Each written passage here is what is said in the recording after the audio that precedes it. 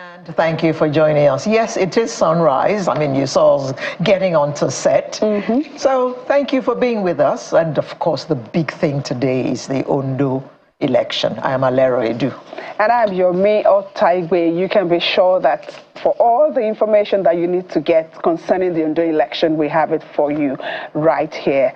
And Sheon has been on. With his team has been on, you know, just giving us bit by bit of what's going on there. The Ondo people are out today to make their own decision. And they're taking it very seriously from what we saw. Election and democracy is a serious business. So. Well, we haven't been taking it that way in Nigeria because we all believe that our votes will not count. Yes. Some people do believe that the votes won't count, and some other people believe that, yes, you need to vote for whether it to count. It counts or not. You need to go out for it to count, yes. You're right. But before we go into the elections, I want to just touch a bit on the petrol price slash. Capital letters SLASH. It went down by all of 50 naira. And that was a price slash. Okay, so that's according to... Even though I hear that when you go to the station, the slash is actually 5 naira. But I didn't say anything. I know, I didn't hear anything too, but we should celebrate this slash. Because in Nigeria, I'm not sure we see much of anything going down. Yeah, so let's hope that it will continue, and then we'll have a better pricing for our petrol in the country. Well, seriously, there's no reason why it should still be so high. With Dangote producing locally, so there's no freight charges, there's no duties, there's no this and there's no that they all pay when they import. So where is all that saving that is supposed to be made when you produce locally? Where is it going? Like they say in French, bref. That's not our topic for today. Yes, Ondo is the focus for today. But we need to give you the menu before we zero in on Ondo. We're going to start with, of course, the Ondo State governorship election. And we'll also move on to talk about Lagos healthcare development. And then Airtel. Live Limitless. Wow. After that, we have the 2024 TET Fund National Research Fair. And then there's something we're going to be talking about today, more than just a will. What's that all about? We'll find out when that segment comes on, and we will not forget the lifestyle segment. The gift of wellness is what we'll be focusing on. And then, as is usual, we'll close with the Artist of the Week segment. And all I will tell you is that she is a she, and a very interesting she. A legendary she. A legend indeed she is. Right. So let's get on with it. I mean, the team before us laid the background already. Today is the election day in Ondo State, and people have already come out. They're actually voting already. And we heard, earlier that INEC officials, some of them actually arrived before the scheduled time.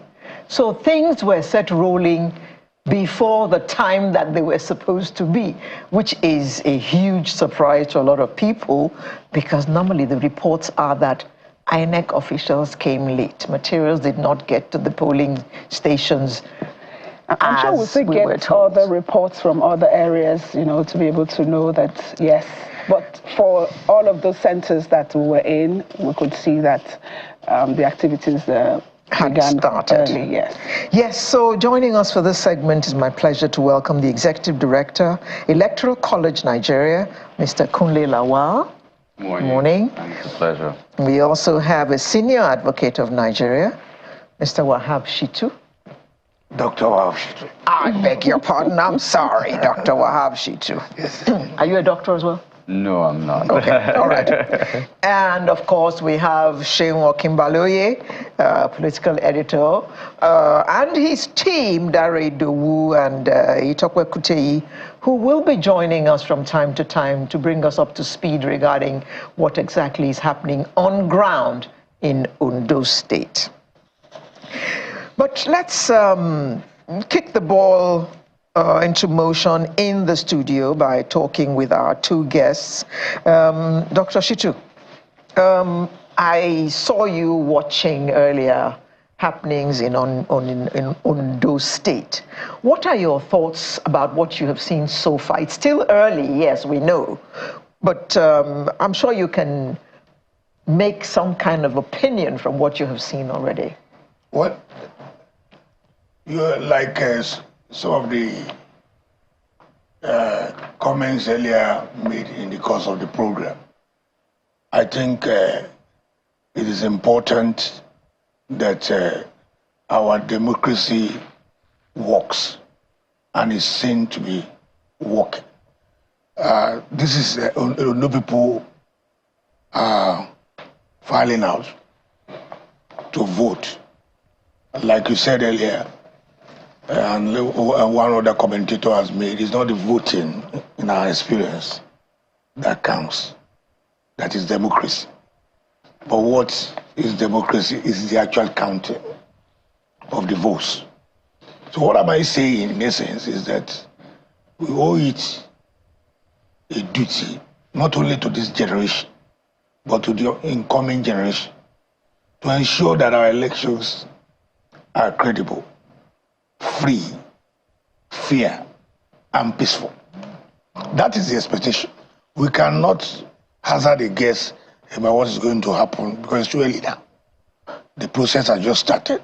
But what we can do is to encourage all participants in the process to ensure that the outcome is credible and that the election reflects the will of the Ondo people. So, Doctor, you said it's the counting that matters. Yes. I mean, may I also add, it's not just the counting, it's the announcing of what was counted. Mr. Lawal. We saw what happened in the US, and that should be, something for us to ponder about. The process seems seamless. And we didn't see 36,000 policemen. Yes. And you saw how the loser come out to openly, congratulate the winner. The winner. And how the winner was invited subsequently to the White House. And they say they are going to ensure a peaceful transition. That is what we should be looking at in our country. Okay. Mr. Democracy must be seen to be working. Let me start by asking you, what does Electoral College Nigeria do, since we don't have an electoral college system in Nigeria? Okay, first and foremost, we've existed for 4 years. Our job has been mainly political literacy. We've worked with intra-party democracy. We also work with educating the electorate because we believe that only when an electorate is politically literate can you have a functional democracy. So I'll give an example. Like, most people tend to panic during elections. The truth is that the outcome of elections actually are dictated long before elections occur. And this is not rigging. I'm just trying to state out that if you didn't participate in political party primaries, you can say you'll be less concerned. And if you look at statistics or data in Nigeria, 2015, or let's use the Ondo State since we're talking about Ondo State. Ondo State last election had about total voting population of about 1.4 million. You have produced less than 400,000 votes. Akeredolu won with 228,000 votes. And now you have presidential elections in 2023. Ondo produced about approximately 450,000 votes entirely. So indirectly, what we're saying is the data is already showing, I can say most likely we will not have a voting population in this election, even though you have about 1.75, a little over 1.75 million registered voters. I don't see them having 600,000 voters. Why? Why do you say that? Well, apathy and political illiteracy are closely related. And that means that your organization is not really succeeding, right?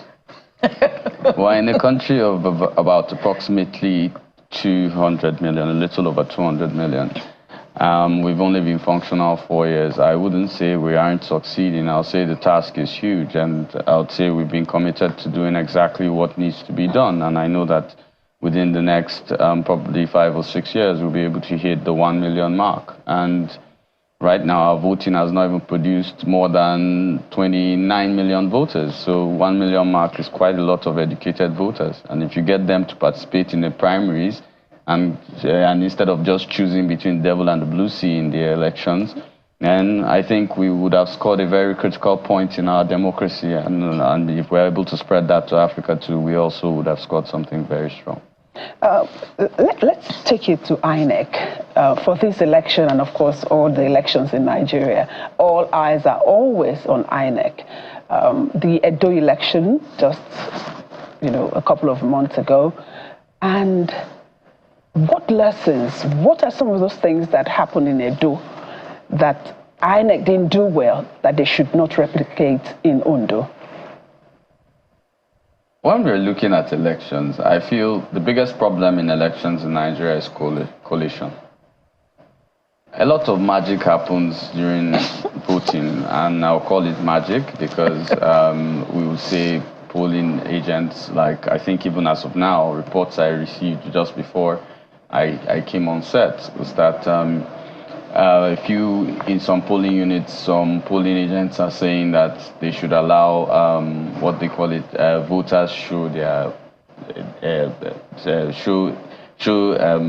ballots after they finish voting or something. There's a fracas over that. To show the party they voted for? In a secret ballot? Yes, it's in a supposedly. Okay, supposed. So, it's caused a fracas in a little 1 or 2 polling units, which is odd, considering we already have a system that's running. I've wondered, especially those who do a lot of election training and etc., what has been happening in Nigeria, because you seem to train and retrain and train, and they remain untrained. And as regards party polling agents, well, I'll say something about politicians. Every politician is trying to rig an election, whether in America or Nigeria. So if you give them the opportunity to, they will. The game of power is strong. You win by any means necessary. It doesn't take any losers. So if I'm looking at what INEC needs to do, I'll say INEC's manpower needs to be, first of all, I would say, I wouldn't say educated better, I'll say people of impeccable character should be picked. Secondly, INEC needs to understand that when it's going to prepare for an election, it doesn't start its usual knee-jerk responses 1 month before an election, which always collapses into what we have today. And I think it's about time courts stop deciding our elections. That's not a democracy. It's almost moving towards an autocracy. Dr. Shitu, let's talk about electoral reforms. There's a lot of talk around that. Some people have said BVAS is supposed to be the game changer, but a lot of issues are still surrounding that. What would you say are those areas in our electoral process that we need to strengthen? Thank you. I think first of all, we have a legal framework for conducting our election. We have the Constitution, we have the Electoral Act. And by virtue of Section 148 of the Electoral Act, INEC is also empowered to make regulations and guidelines. So what I'm saying is that let us follow to the letter regulations and guidelines that we put in place for the conduct of our elections. You will see that most of our electoral laws have been tinkered with repeatedly. So in my view, it is not the absence of laws. We have enough reform initiatives in place. I think what is important is the will to make the reform we have in place to work. Now, for this election, which is an obstacle election, election coming after the general election, there are rules and regulations, there are guidelines put in place by INEC to ensure a smooth sailing exercise. My view is that we should implement these guidelines. If we say we are going to deploy beavers to ensure, seamless accreditation, we should walk the talk. And all who are involved in the electoral process, not only INEC cannot do it alone. The security agents, the law enforcement agents must think in terms of, must prioritize national interest. And how do you prioritize national interest? By ensuring that the rules put in place are enforced. That you do not do anything to manipulate the process. Most elections in Nigeria are marred by manipulation and corruption practices. So as much as possible, particularly at the level of the polling unit, we should ensure that people who are designated presiding officers in the polling units are men and women who are credible people. Because most of the so-called takes place at the polling units. But Doctor, don't you think that this behavior persists because there are no consequences? Yes. Of course. Electoral offenses must be prosecuted, documented, and we should ensure that those offenses are prosecuted in order to serve as deterrence. If people can rig with reckless abandon without consequences, if people can perpetrate atrocities, deploy violence, and all kinds of electoral malpractices without consequences, then the culture will continue. What we should do is to ensure that at the end of every election, we should ensure that all the electoral offenses committed, we should identify those who committed those offenses and go out to prosecute them. Okay, Doctor, yes. Just hold your thoughts there. We have our correspondent, Dare Idowu, joining us from Ondo State. Dare, give us an update on where you are and what the situation is. Yeah, thank you very much.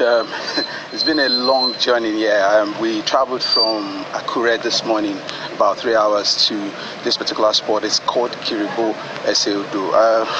I was standing at this exact spot 4 years ago because I covered this particular local government as well. So one thing that you would realize as you journey through the very, very thick forest is every point, every strategic location is manned by the military. So I was talking to the driver. He said something about the fact that maybe because it's the coastal community, the riverine area, and maybe one of the places marked as hotspot, but very heavy presence, and we had our fair share of being stopped to the side, searched, and eventually were allowed to go. Despite the fact that we had all the tags and the sticker, they still stopped us every step of the way. So now we're here.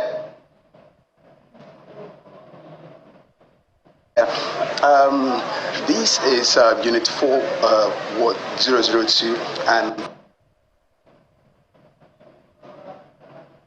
8:30, polls open here. And the vote process was on the way, and it's been quite smooth, so to say. But one thing we've also noticed is the fact that this particular unit, or maybe the local government, has a lot of aged or old voters, and some of them have been helped out. Like the person voting at the moment is being helped out by an official. So that is quite prevalent around here. You see a lot of that because they're quite old and they needed help. So like I said, it's been going on quite well. It's been a smooth process according to so. And I also have someone who will be joining me. He's one of the people that I also spotted earlier because he's a young boy.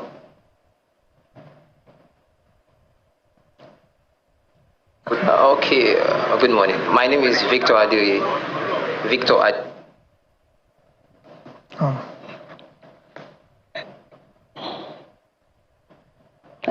Hello, Dare.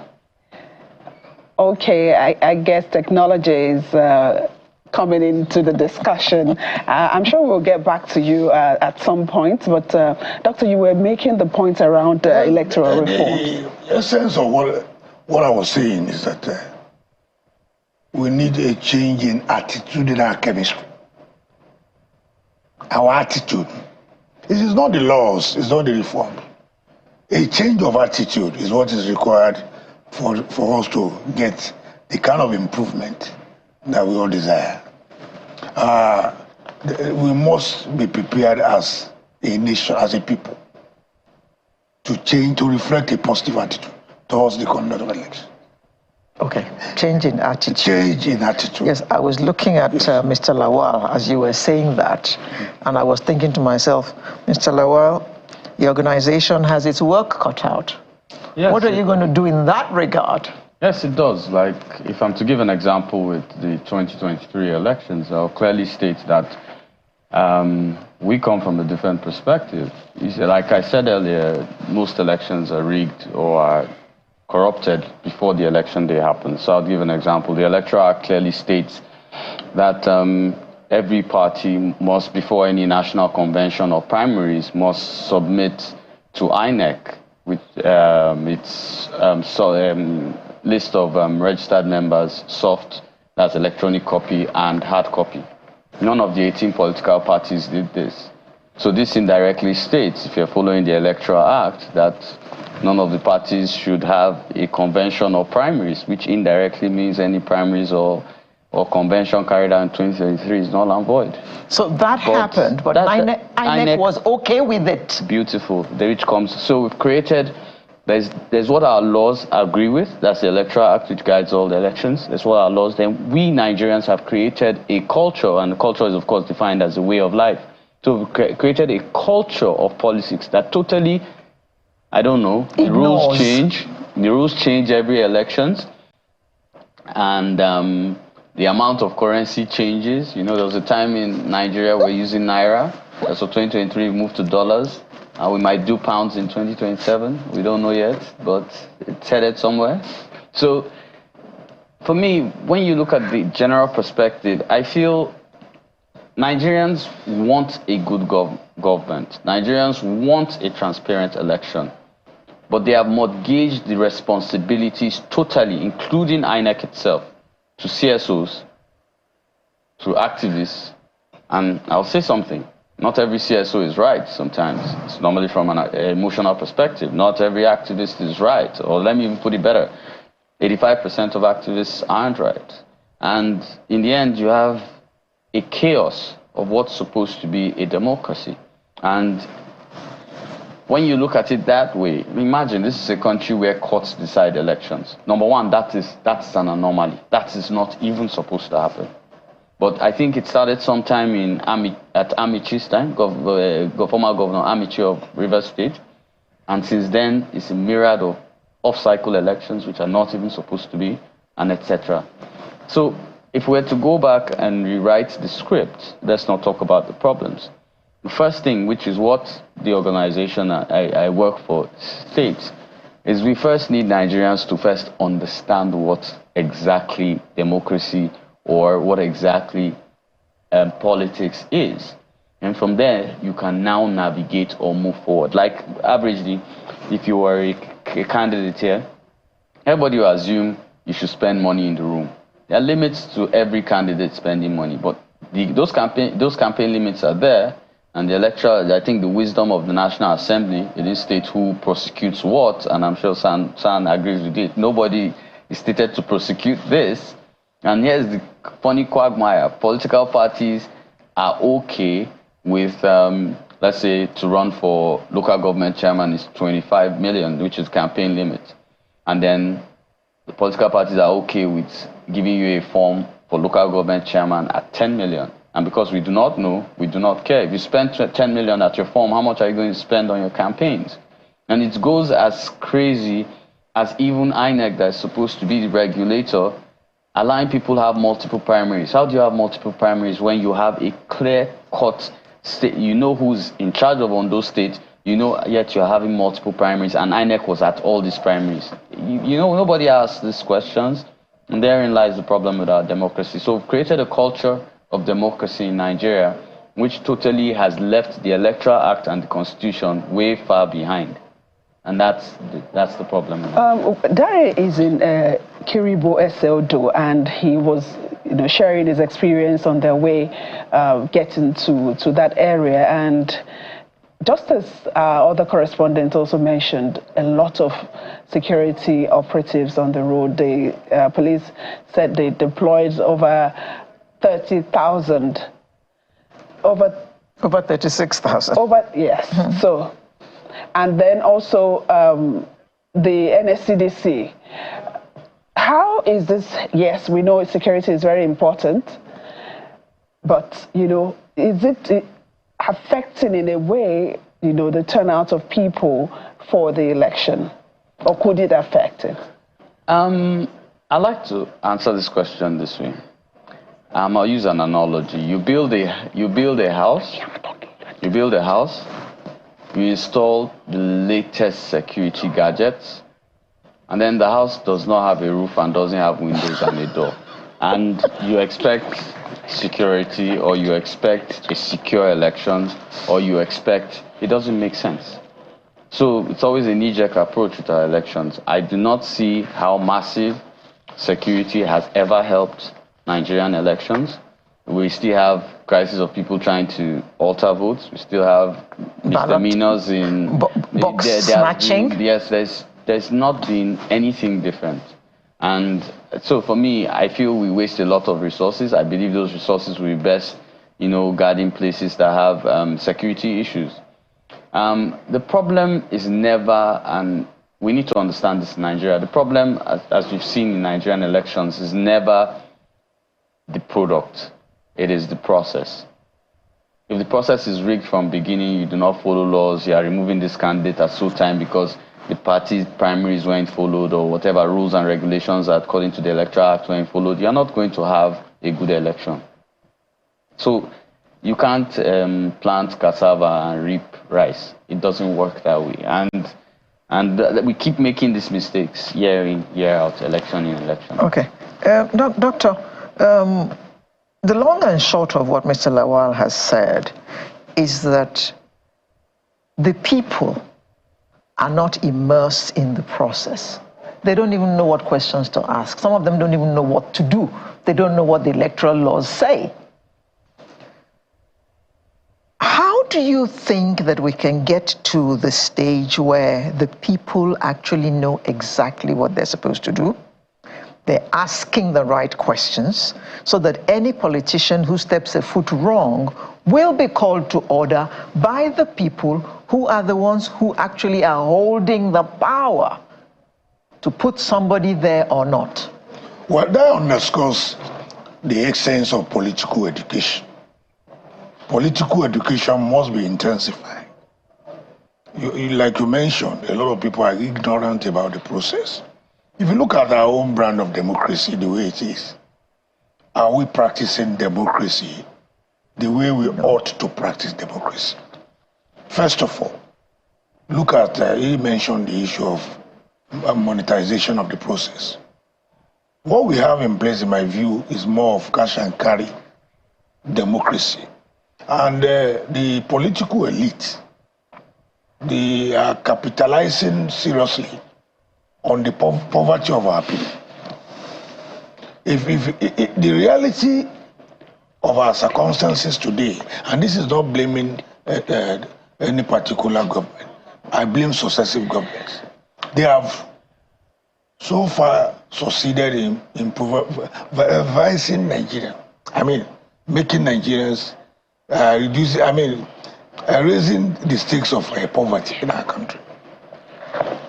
Majority of Nigerians live below the poverty line. There's a lot of poverty in our country today, and we must address this.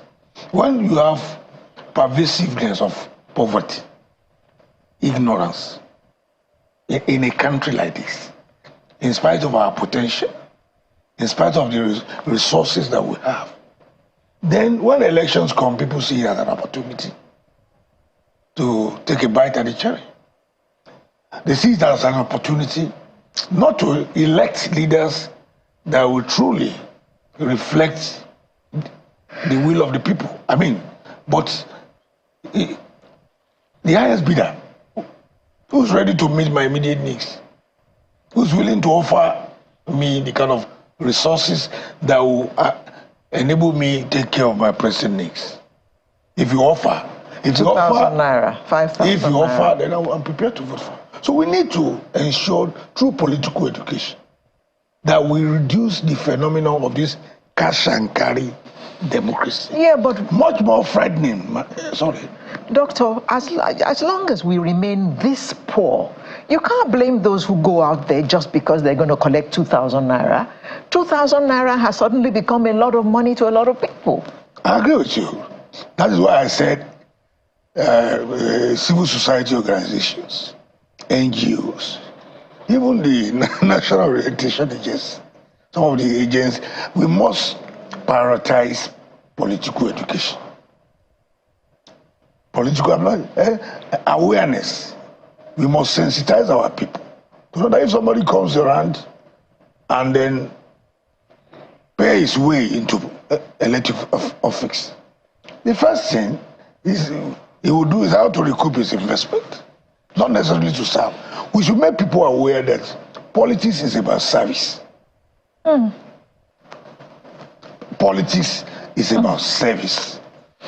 And that if you want to serve, you don't have to rig yourself. It shouldn't be a do or die affair. And that the period of the election, that the ballot box is the weapon available to the voter to be able to ensure good governance is delivered. We must, that ballot box, that ballot paper, the vote that you have is your strength against bad governance. The vote that you have is your strength of calling upon the government to be accountable. The strength of your vote must be emphasized. And most people don't even understand the power they have by virtue of the choice they can exercise through voting. So, and this can only be, we can only correct this narrative if we emphasize political education, political education, political education. Okay. Just before we go, okay. Our time is completely up. Yes, I just wanted to speak to Mr. Lawal to perhaps speak to some of the Ondo people who are at home and thinking this process will not affect my life. This process will not count. What would you say to them for those people who are skeptical about this process? If I had this opportunity, first thing I'll say is, if you don't engage politics, politics will engage you. Fuel prices, dollar prices. And if you think the dollar doesn't affect you, ask yourself how much you bought rice last Christmas. Political illiteracy has hurt Nigeria in ways we do not even imagine. Imagine we discuss constituency projects. They are totally unconstitutional, and we know it, and we discuss it. When last did we ask any House of Rep what bills, or senator in National or State House of Assembly? And let's be honest, what are councillors? They are the legislative house of the local government. When last did we ask them what laws they put forward? These are the questions we need to ask ourselves, Ondo and Nigeria. So in other words, it is not in the interest of the politician for Nigerians to be politically aware. So they're quite happy for us to be ignorant. Exactly. Now, you understand over to you and organizations like yours to give us this education.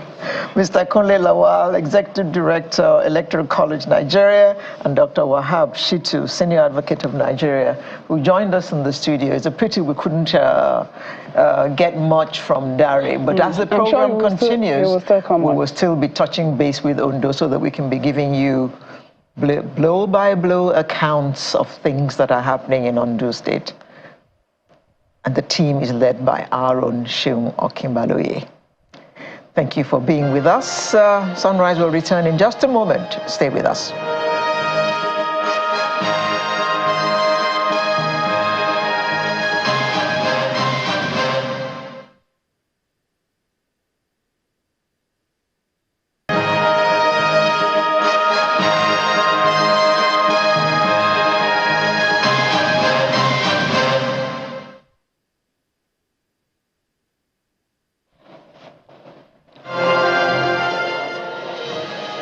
Welcome back.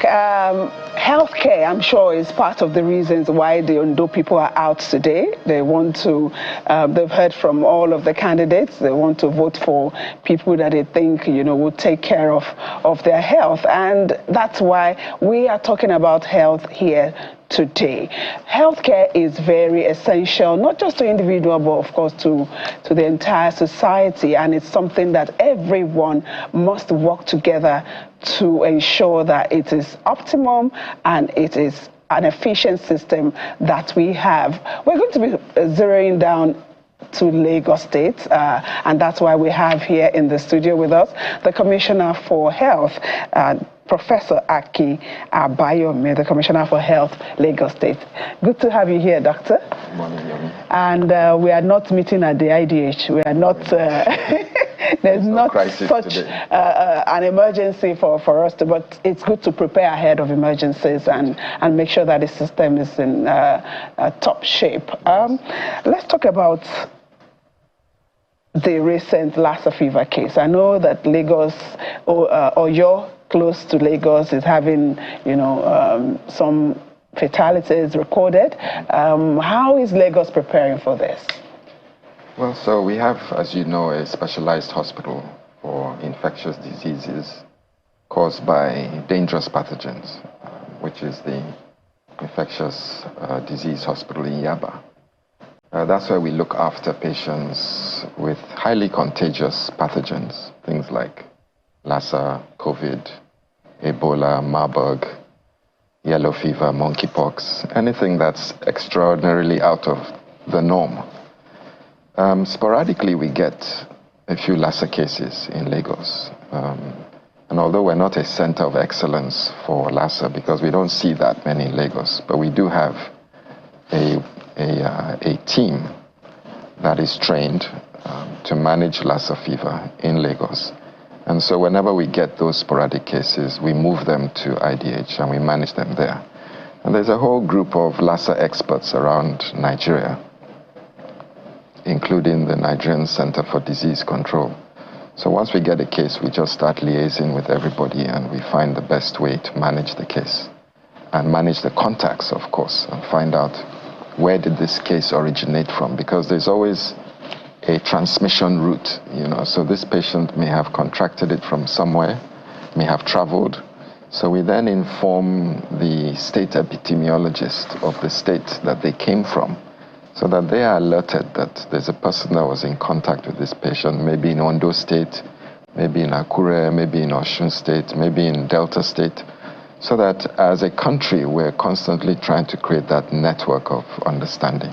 And I know some people may have forgotten, some of the factors that lead to Lassa fever. You want to just refresh their memories and how to prevent it from Yes, it's happening. Typically a zoonotic event. So what does zoonotic mean? It means that there is a pathogen, a bacteria or a virus that lives in the animal kingdom. That's why it's called the zoonotic. And so when human beings come in contact with animals, usually wild animals, but it can be any animal, then the opportunity for a transmission between the animal and the human being exists. So Lassa is a typical zoonotic infection. It's a virus that jumps from typically rodents, but there are other kinds of wild animals that can normally live with this virus. So it's not as if the animal is sick. The animal is the natural host for these viruses. And this is the problem, because most animals that live in the wild have a number of natural hosts that they live with. And so when we encroach on their territory, or they come into our territory because we've disturbed their environment, then that human to animal contact starts to increase. And when that happens, then the opportunity for zoonotic events increases. So Lassa is a typical zoonotic event. So the rodents, usually the rats, will come into your premises foraging for food. And in the process of doing so, they may pass some urine or some feces onto your premises, onto your food, because maybe they go into your gari or your beans or your rice, and they deposit the pathogens in your food, and unknown to you, the rat has come and gone, but the rat is foraging for food because the forest has been destroyed, so it's now looking to encroach on human territory because human territory is encroaching on their territory. So now, Prof, still on the zoonotic, we saw pictures of people who had the monkeypox, and they were ugly, to say the least. Yes. And I know that up until September, we were given forms to fill regarding bringing monkeypox into Nigeria, but we haven't heard too much about it since then. Are you still seeing people who are presenting with monkeypox? And what has happened that we don't even get to hear about it anymore? So again, this comes back to the zoonotic opportunities. So it's important that Nigerians know that there are two types of monkeypox. We have our own indigenous monkeypox, which is called clade 2 or type 2. And we see those. In fact, Lagos has seen maybe 1 or 2 cases every month. So we have our own monkeypox. Does it look the same as those pictures we saw? It looks exactly the same, but there are some minor differences. The other type is type 1, which has just evolved in Central Africa, particularly around the Democratic Republic of Congo and Central Africa. That type 1 seemingly is a little bit more contagious. It has a higher preponderance to spread during sexual contact. They've had a large number of cases in the DRC, especially in the eastern part of the DRC. And so we are looking at how that clade could enter Lagos through direct flights. So obviously we're linked to Congo. There's a direct flight from Kinshasa. There's a direct flight from Kigali. There's a direct flight from Nairobi, from Addis. So these are all East Central African countries where there might be an opportunity for a zoonotic event that has gone from the animal kingdom to the human kingdom, to the human population, and then someone flies into Lagos. But that would bring in the type 1. We have our own type 2 here. So there's a possibility that just like with Ebola and with COVID, we may see a type 1 coming into Lagos. But we haven't been able to identify any yet. But we do have our own type 2 that comes ever so often. We pick up the cases. We're not sure where it's coming from, but we're certain that it's also a zoonotic event coming from some animal. Well, it's called monkeypox, but it's not the only animal that can have it. It typically looks like chickenpox, except the pustules are a little bit bigger. Yes, it looks horrific, like you look horrific when you have chickenpox all over your body.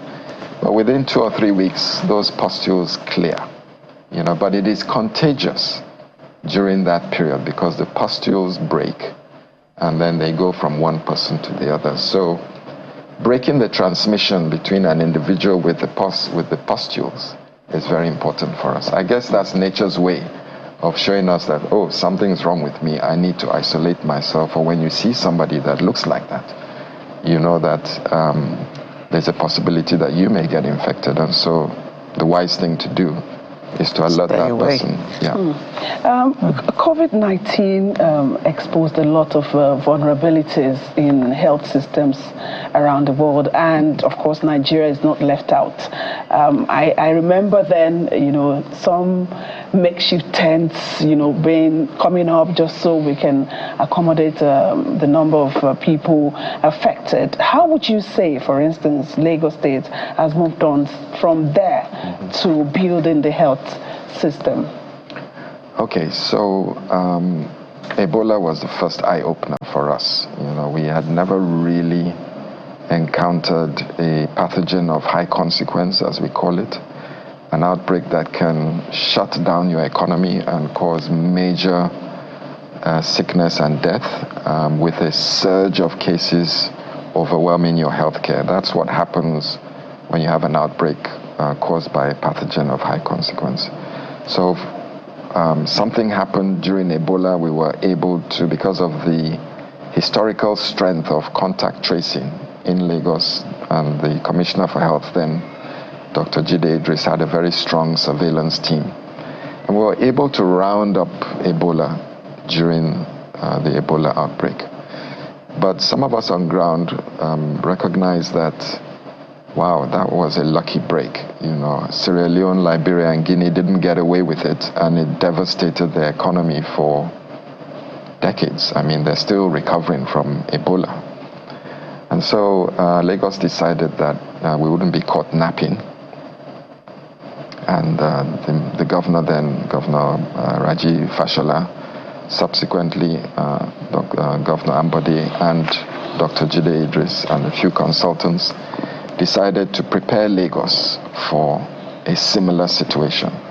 And it was quite interesting because we commissioned a very sophisticated facility almost 3 or 4 months before COVID. So what we did was we looked at Ebola and we identified where the gaps and shortcomings were. It was mainly infrastructure and human resources, training people on how to manage these kinds of very dangerous pathogens, because they're not normal. And you need special equipment, you need to know how to manage them in the lab, you need to be able to diagnose them to start with. We didn't have all of that before, but after Ebola, we set it all up. And so when COVID came, we were, in Nigerian terms, quarter to ready, you know. And so when we heard about what was going on in Wuhan, the governor, Babajide Sanwo-Olu, you know, called us together and said, okay, something's happening in the world. What are we going to do? And I said, well, we've already been preparing, but we need to ramp it up now, because who knows, in the next 3 months, we may see. Nigeria has a very strong relationship with China. Lots of trading activity. Funny enough, it didn't come from China, it came from Europe, you know, but we were ready and we started to ramp up. We've even recorded all of those. We've archived it in documentaries showing how Lagos started to ramp up in preparation for COVID. So COVID came and we managed to ride the 5 waves. I mean, it did disrupt us, as you know, but not as much as the rest of the world. And since COVID has died away, although it's still around, but it's not causing so much havoc anymore, we're now looking into the future. You know, what is new? What is the new technology? We're digitalizing, we're building bigger facilities, we're looking at redesigning our infrastructure. We have the governor's blueprint for medical infrastructure transformation. All of that is taking into consideration the possibility of another big event. We just had a biosecurity conference. We always have them once a year. And Lagos has been hosting this event for the past 5 years, because Lagos knows that we're vulnerable, and therefore we need to benefit from the global understanding of how to protect ourselves from biological shocks. Talking about bigger facilities, I haven't been to the infectious disease hospital, Yaba, in a while. Has things changed there? Because I know that that facility needs to be bigger. Yes. So what we built just after Ebola, we thought was big. But when COVID came, we realized, wow, you know, we had thousands of cases coming in every day, samples coming from all over the Ibile zones of Lagos. I mean, it was like a mad market on drugs, you know. And so we realized that things are okay, you know, when you're at peacetime, but when you're under pressure, you know, you really need to ramp up what you have infrastructurally. So what we built after Ebola, we realized is fine, but we need something bigger. And so the governor has given us the instruction to design an infectious disease research institute. It's about 5 times bigger than the Lagos State Biobank. We've broken ground, we've almost completed the designs. And so we're now looking for the resources to go ahead with building an infectious disease research institute that will continue to look at surveillance, to do research, to study the environment, to look at things like monkeypox and Lassa fever and Ebola and COVID. And it's not when we get a shock that we should be kicking into action. We need to be prepared, just like an army. You don't start to train your troops in the middle of a war. You train during peacetime. And so this is a time for us to build our strength, build our capacity, build our human resources, and prepare ourselves for shocks. Lagos is vulnerable because it's a mega city. It's probably the mega city of Africa.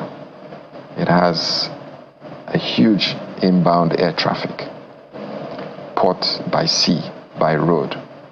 We've got 25 to 30 million people to feed every day. So that means livestock is coming in. You know, people are coming in. So when you have a mega city that has a heavy population density with a lot of movement of people and livestock and animals, traders, inbound by air, inbound by sea, it's inevitable that Lagos will always be the epicenter of something big on the continent of Africa. Prof, it's okay to invest in infrastructure. That's all fine, but what about the personnel in these days of Japa?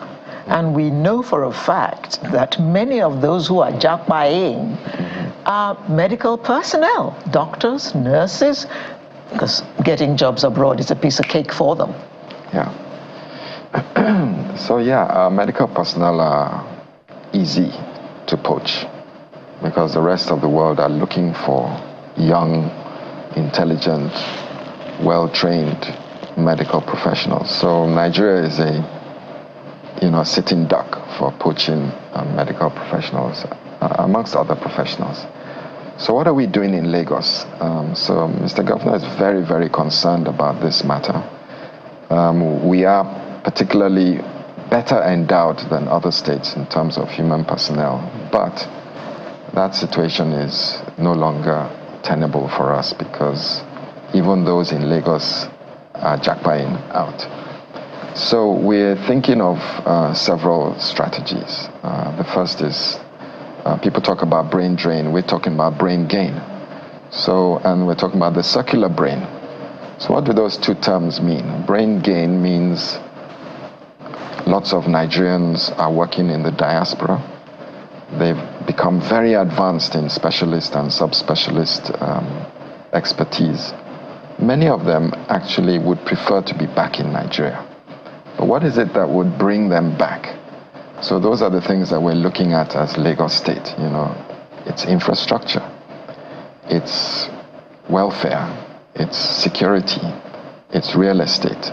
You know, but you have a subspecialist who is used to doing sophisticated procedures abroad, and you want him to come back home.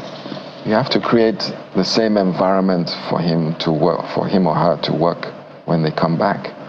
So Lagos State, working with private sector, we're trying to diversify the skills that you can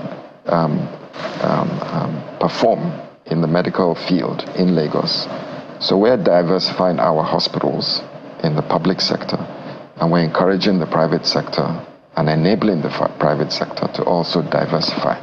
So instead of going to Dubai or to India or to UK or South Africa, if you need a brain surgery or you need a heart procedure or you need a kidney procedure, it should be available in Lagos, either in the public sector or in the private sector.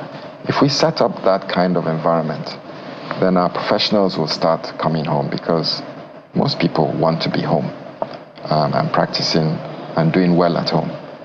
And then, you know, when your pool of professionals is low for whatever reason, one of the reasons why it's low is because you're not making enough. And so we have embarked upon a very ambitious project to increase our medical professionals several-fold. So we have the Lagos State College of Medicine, which is part of the Lagos State University. So Mr. Governor has decided that we're going to establish a standalone University of Medicine and Health Sciences. And we're working on that assiduously at the moment, so that either by the end of this year or early next year, we're going to have passed the law in the House of Assembly. And we're going to set up an institution that just focuses on making doctors, nurses, dentists, pharmacists, and all the other allied health professionals in adequate numbers, such that even if a percentage of them want to jackpot, that we will still have enough behind. And hopefully, those that do jackpot, if we create that circular brain and that brain-grain strategy, eventually, they would have gone abroad, and there's nothing wrong with going abroad to expand your horizons or to learn new tricks and new skill sets. But then you should be able to come back home. So if you've gone away for 10, 15, 20 years, then Lagos and Nigeria should be able to welcome you back, because this is where you really belong and contribute to the health sector in this country and in this state. Maybe let me, before we leave this issue of the health workforce, the ratio of doctor to patient, maybe health worker to patient, might be part of some of the things that we see in some of the hospitals. So there's not enough manpower, and the doctor is a bit lethargic, the nurse is a bit on the edge, and they transfer some of these things to the patients. How are you trying to create this balance? One, to make sure that, yes, when you're at work, you try to do your best. And two, in doing your best, you don't make that patient that has come to the hospital even feel worse with the kind of treatment or interaction that he or she has with the health worker. So medical burnout is a global phenomenon. It's not just in Nigeria, but it's particularly bad in Nigeria and other African countries because our population, our doctor to population ratio is probably the worst on this continent in the world. So we have medical professionals, doctors, nurses, and everyone else treating 4 or 5 times the number of patients that our counterparts are accustomed to managing abroad. And we're used to that, but it doesn't mean that we should be comfortable with that, because our medical professionals are struggling with the burden of work, and many of them are suffering from burnout. We discovered this just after COVID because, we decided to investigate, what was the mental state, the psychology of our professionals. And we found significant evidence that they were fatigued mentally. When you're fatigued mentally, your sense of empathy goes down. And I think this is what you're describing, that the next patient comes in and the professional that's seen that patient is tired, burnt out, hasn't gone home, is seeing 10 times more patients than they should. You're not the friendliest person, and also you start to make mistakes. It's just like a pilot, there are rules and regulations as to how many hours you can fly, But what do you do when you're in a facility and the patients are coming in? Nobody's there to say, you've seen enough patients for today. You need to stop. You need to go home. You need to go and rest. If you do that, then who sees the patients? So it's a catch-22. And so government in Lagos, we're doing our best to improve the ecosystem of our health sector. The first thing is build better hospitals, build more comfortable facilities, not just for the professionals, but for the patients as well. Improve the welfare packages. So the governor is always quick to respond to the needs of our medical professionals in Lagos. And, we haven't had a strike in his dispensation that one can talk about. So he's very, very sensitive to the needs of the professionals. We're looking to increase their numbers. We're looking to bring professionals back home, and that's happening. All of a sudden, Lagos is becoming a very attractive place for everybody. I mean, something is happening in Lagos. We're not sure what it is, but Lagos is suddenly the place to be. And so that's also happening in the health sector. Our colleagues are coming home. And then there's what's called task shifting. So traditionally, it's not everything that a doctor used to do that needs to continue doing. Maybe we can share those roles and responsibilities. And then digital technology is also coming in. And, we can use a bit of digital technology to lighten the burden. And make things easier until we get enough people coming home and we can make enough, a lot more, and we can try and attain those WHO standards of 1 doctor to 1,000 patient population, which is not where we are at the moment. Where are we in Lagos with that statistic? You really want me to tell you? I'm interested. Okay, I we're not far off, but we're not where we want to be. Certainly not, certainly not. But we are hoping that's big enough. that we'll get there. Let's talk about health insurance. Out-of-pocket payment is very, when it comes to paying for health, and you have an emergency, someone is, then you are asked to go and pay this so amount of money, or it's not a very good thing for anyone. What is the state government doing in that light? I know that yes, the state government says, I think for people older than in certain age group, they can get free, and then young people, certain age group too. You can speak to some of these things. Yes, so medical insurance is a global practice. In Nigeria, we're not accustomed to the concept of insurance. So even if car insurance or health insurance or property insurance, we generally tend to say, I'll wait for the catastrophe. I'll wait for the car accident, or I'll wait for my building to catch fire, or for someone to come and rob me or whatever. Same thing in health. People generally say, well, I'll deal with it when I get sick. But if you go abroad, and more sophisticated environments, infrastructure environments, nobody pays cash anymore. You go and you see a medical professional, you put your card or your cards on the table, and automatically money and transactions move between the insurance companies and the healthcare providers.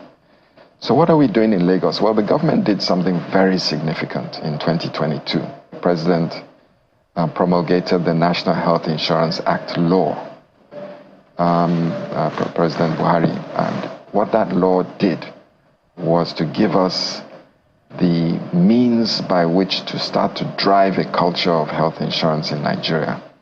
And that law said that every Nigerian must carry at least the basic minimum social health insurance enrollment.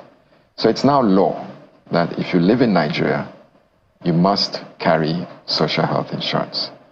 So it's up to the states now to domesticate that. So Mr. Governor has been very quick. In less than 12 months, we released the Lagos State Executive Order on domestication of the National Health Insurance Act, which mandates Lagosians now. So in the last 3 months, it's now become law by an executive order that all Lagosians must now carry social health insurance.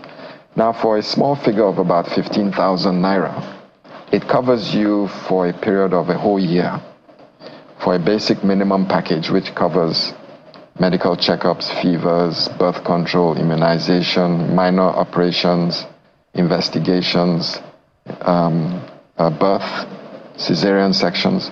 So 80 to 90% of what most Lagosians need. I'm not saying that if you have a major sickness that requires brain surgery and all that, it won't cover it. But then we will take you to one of our general hospitals to deal with that.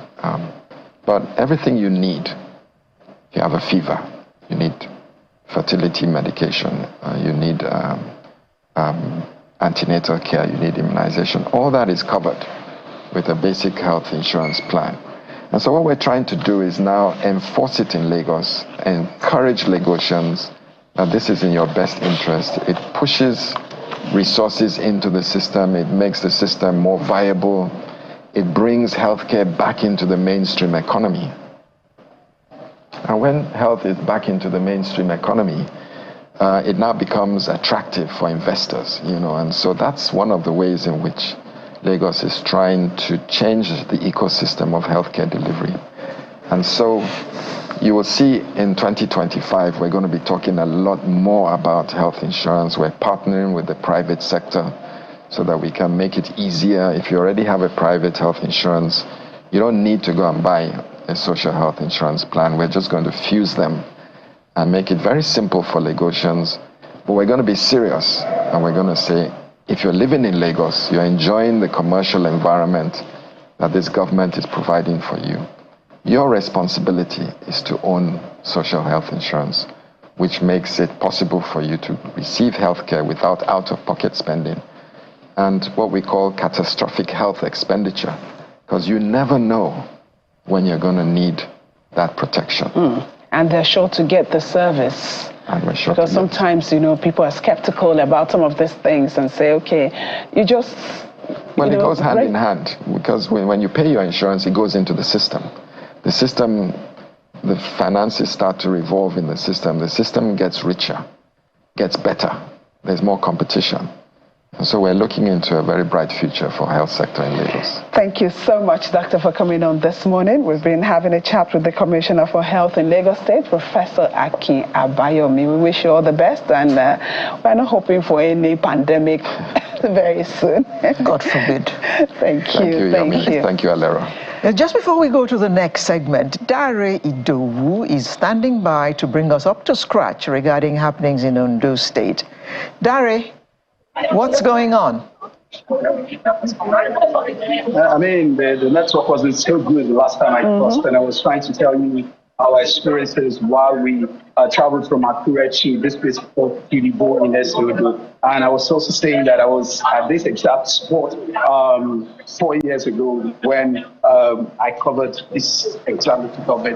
It's been a whole lot happening, but everything has been calm relatively because, again, if you look at what is going on now, the voting is ongoing. They moved the voting point from particular spots to this spot because the sun is burning, and many of the voters here, many of the voters here are aged, and the sun was hitting them directly. So someone made a case for that, and they are now under shade. The process has been going on quite smoothly, and earlier I was also trying to talk to David, who is one of the few voters around there. David is going to be telling us about his own experience. David, start with your name first, your full name. My name is Victor. Are you a voter? Yes. Okay, so have you voted? So, I mean, you haven't voted, but you probably been hearing about the process from some of your friends, colleagues, or neighbors. So, what can you tell us so far? The process by free and fair. You can see, like I said, I'm a first vote. I'm used to So what does this election mean to you? Whoever imagines the winner of this election, what are your aspirations as a person, as a citizen, or a resident of this community? Okay, this election means everything. It means the political process I have to take. What the person I want in my leader, govern my state. And I really want something to my state. In the area of education, infrastructure, agriculture, health, everything. Thank you very much. I mean, for context, where we are in Kiribo is the hometown of one of the candidates in this election, and we're also expecting that we'll be joining the queue here any moment from now. It's been quite calm, just like I reported earlier, and the process has been going on smoothly too.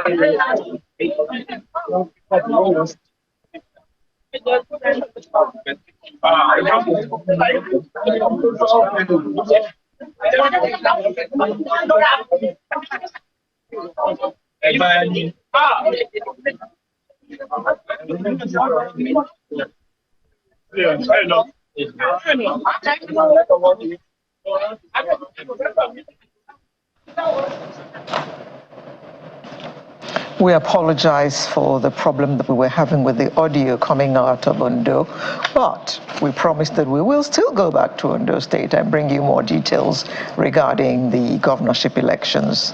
In the meantime, we have in the studio Mr. Farouk Oreagba, MD CEO, NG Clearing Limited, and he's the ambassador for Live Limitless. Good morning, Mr. Oreagba. Good morning to you. And permit me to add Mr. Steve. I don't know if that's...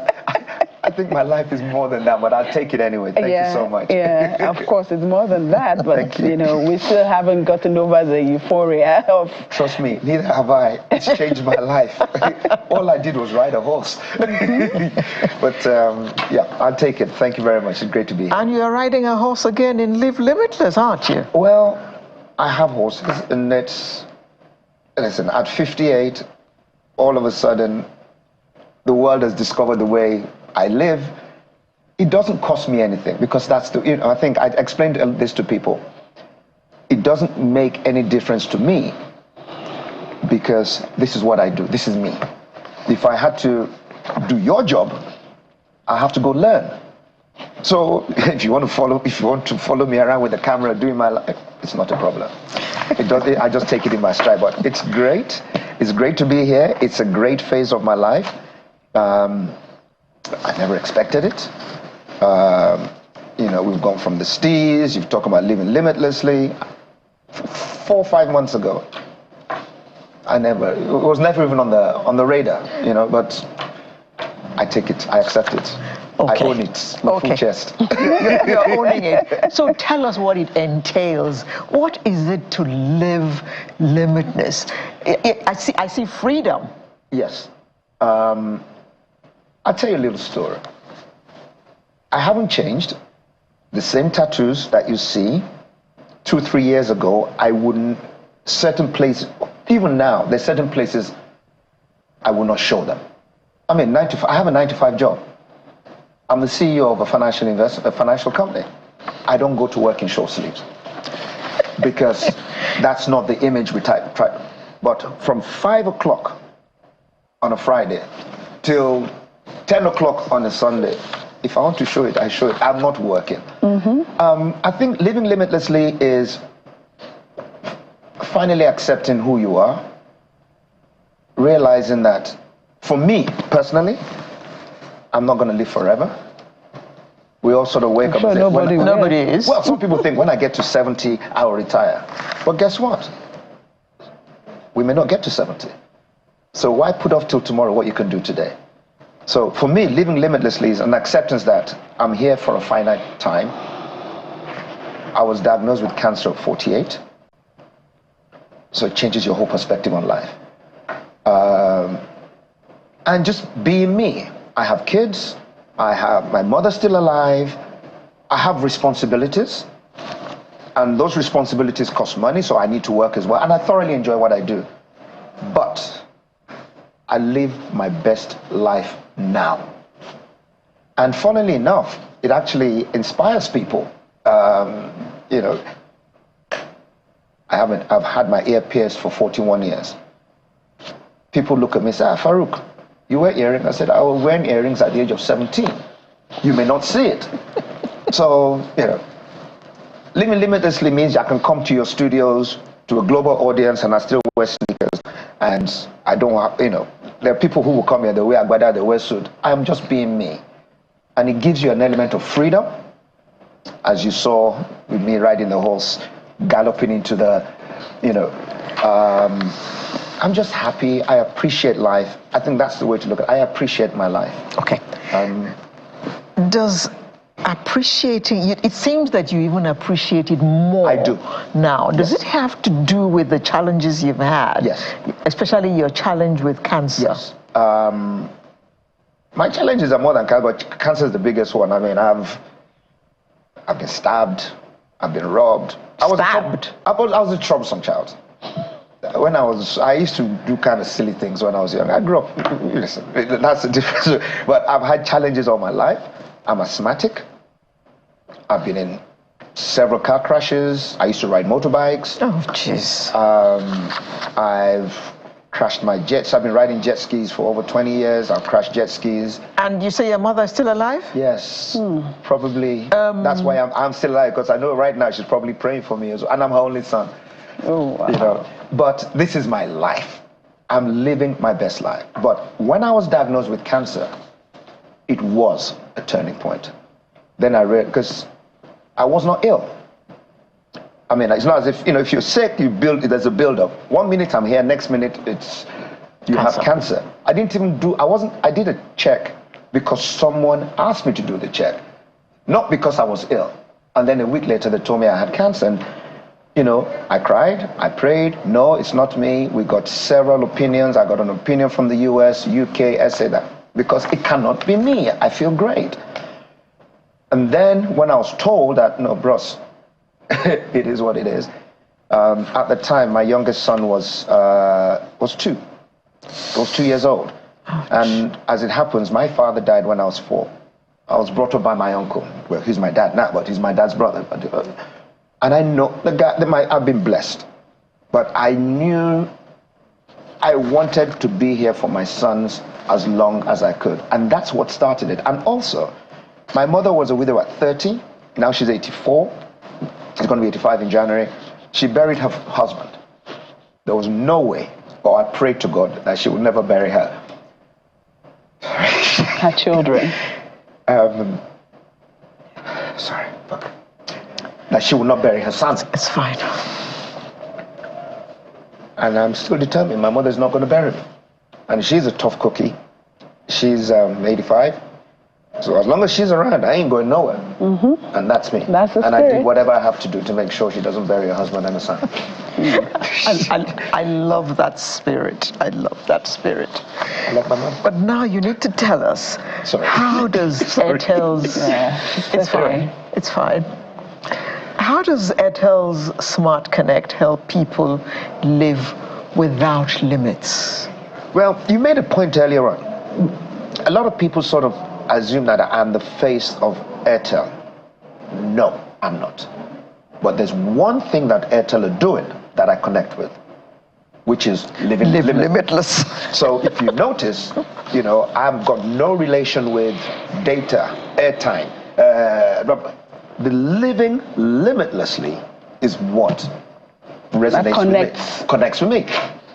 Sorry. And why? Because on my day-to-day job, I work in finance. I work in capital markets. Connectivity is the core of my business. I look at what's happening in the US, stock markets, UK, Johannesburg, globally. Without good connectivity, I don't have a job because my role will not exist, the business will not exist, capital markets won't be effective. And I also know what it's like when you're trying to connect and we need to trade on a per second basis and there's bad connectivity. So, you lose business. We lose business. Back in the day, stockbrokers used to have to carry sheets of paper to go there. Now you can trade today. It goes into the CSCS. It settles in 3 days. Everything is seamless. It's about connectivity. So I know what it's like not to have it, because I'm old enough to have been in the system when we didn't have it. Ironically, my mother too was a broker, so I used to see my mother carrying all these pieces of paper. So when the idea came, I was approached.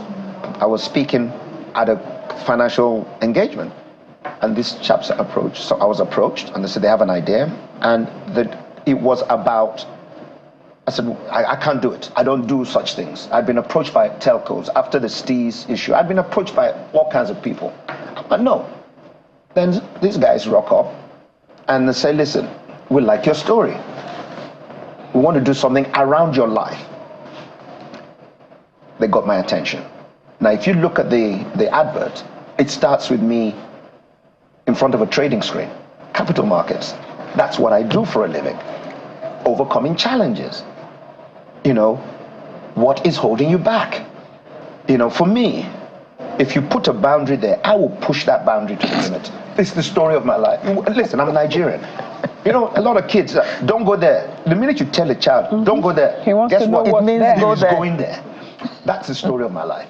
And they saw the idea. I said, well, I don't want to be, you know, it's very important. I don't want to, this is what I do. Financial services, I eat, breathe, live it.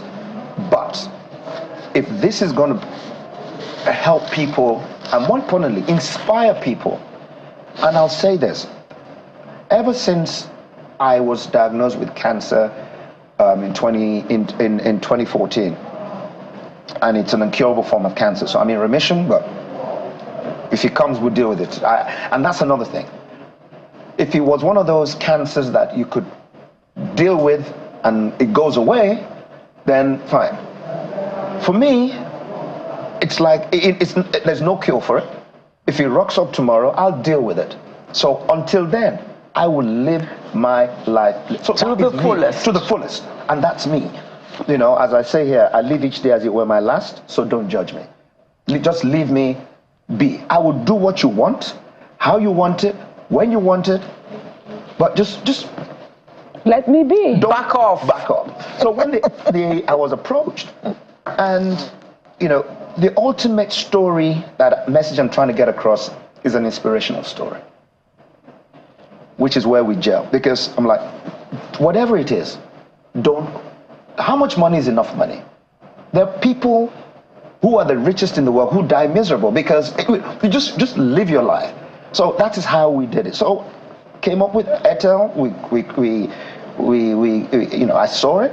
I said, I've never acted, or I've never done this before, but I like it because, you know, they, as we saw it, as you see in the commercial, it's about telling you that people, women are trying to choose material. The stockkeeper, you know, good connectivity will make life. Well, power also helps in Nigeria, but it's an essential part, particularly for me in what I do. But there's a message behind, you know.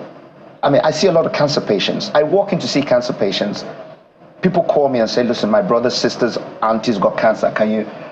being diagnosed with cancer is not nice. I've been there, trust me. But when I walk in and I meet people and they say, are you the guy they said had cancer? I say, yeah. Are you smiling? My guy. I deal with it. You're alive. I'm alive. When I wake up in the morning and I put my 2 feet on the floor, trust me, I'm the happiest. Look up, thank you, and we keep it moving. So I want to, there's an inspirational angle to it. And so there's a lot of people that would want to, you know, have this kind of mindset, or I want to find out, is it something about nature or about nurture? To be honest with you, I couldn't answer that question, and I'll tell you why. This is just me. You know, the same behavior that I'm exhibiting now, there are still people that frown about it. Till tomorrow, there are people who... I met someone yesterday who's in financial services. He's the CEO of a financial services firm. And in no uncertain terms, he was not impressed with seeing me. He said, I saw you on a bus today. Because lag bus, I'm on lag bus, you know. I saw you on the bus today. I don't think that is becoming of a CEO. And I said, sorry? I said, the picture you saw, was I wearing a suit? No. it wasn't a CEO you saw. You saw Farouk Oriaga on the bus. You understand what I'm saying?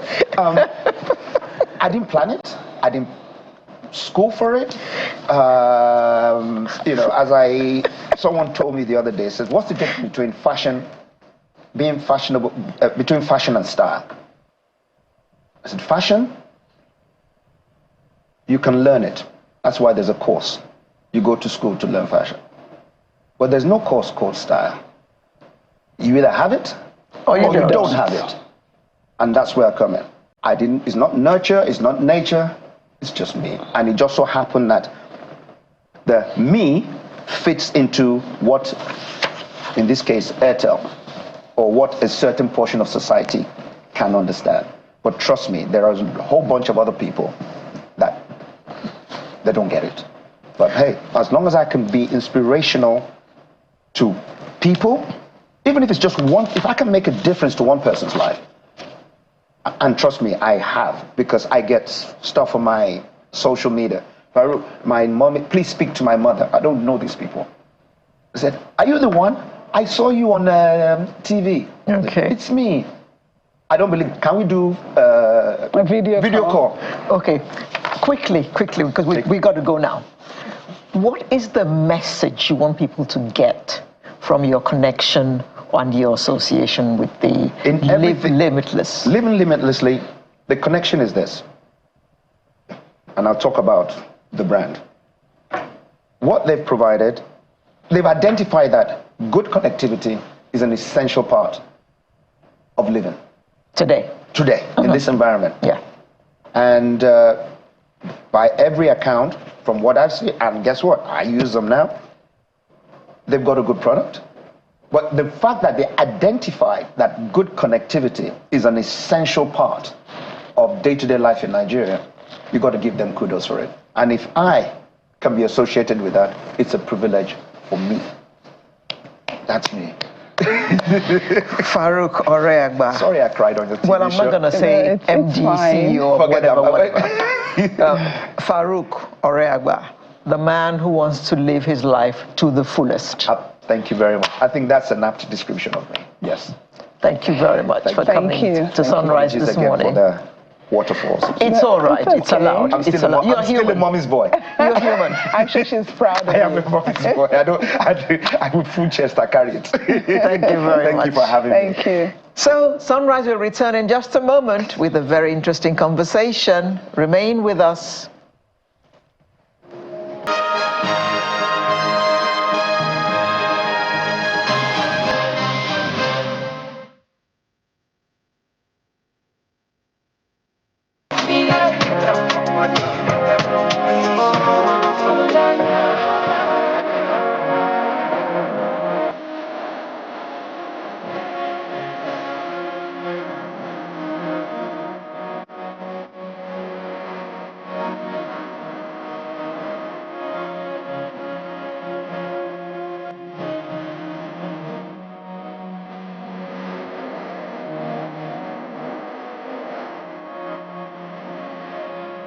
Welcome back.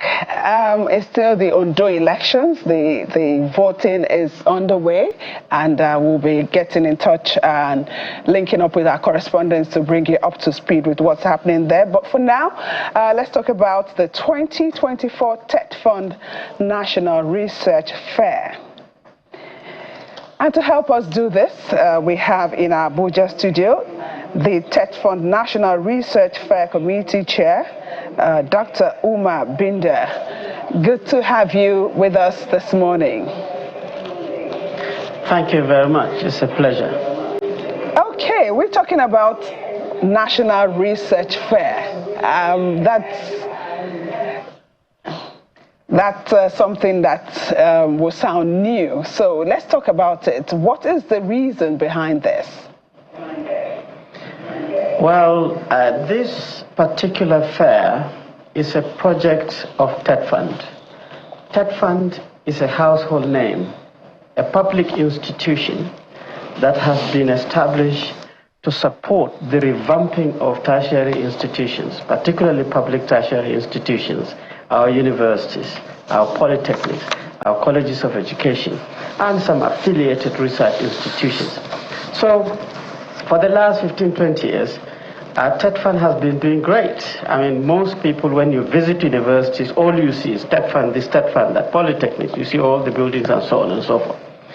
But TETFund strategically is also supporting the lecturers and the researchers with research funds. And I'm sure most of us are aware that expos, research expositions, research trade fairs and so on are everywhere in our country. Every year we see that. We see some institutions having a display of bits and pieces that they've been coming up with. Universities, when they do their graduation, you see these bits and pieces. When they have the Ministry of Science and Technology, we see these bits and pieces. Even the organized private sector, when they have their trade fairs, you see these bits and pieces. The reason why we have expos anywhere in the world is to try to ginger the absorption of these outputs by the nationals so that we too, we can be able to generate young people who are entrepreneurs within the bandwidth of the small and medium enterprises, producing goods, delivering services, and gradually that is what is going to revamp our economy. That is where the jobs are. That is where the creation of wealth is. That is where the distribution of wealth is, and so on and so forth. But over the years, we've not seen this happen. Nigeria has a very wide and varied intellectual space. We have nearly 300 conventional universities composed of public and private.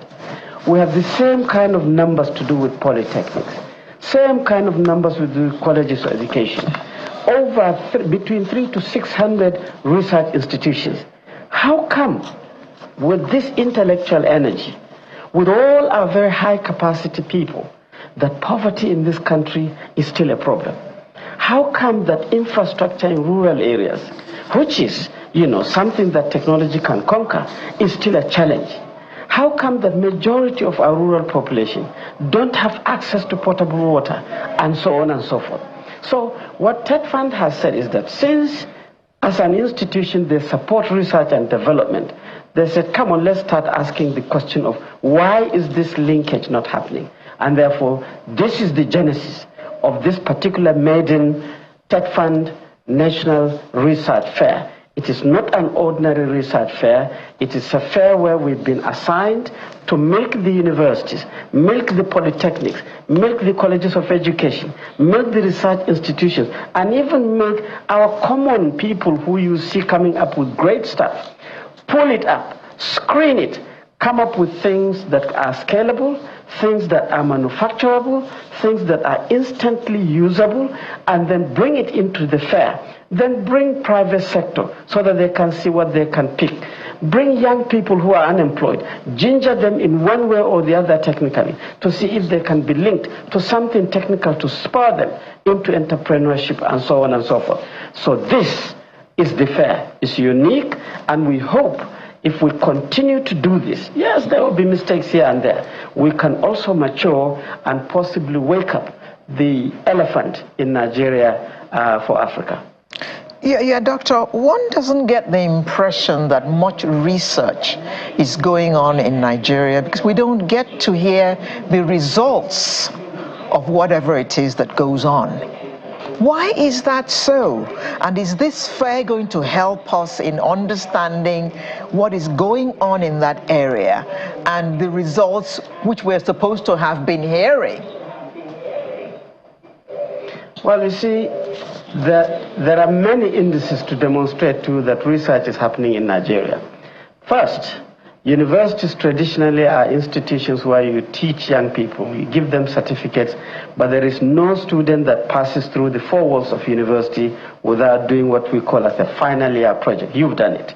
So, and if strategically that all these thousands or millions of projects were designed in such a way that they can solve a problem, They can come up with okra slicers.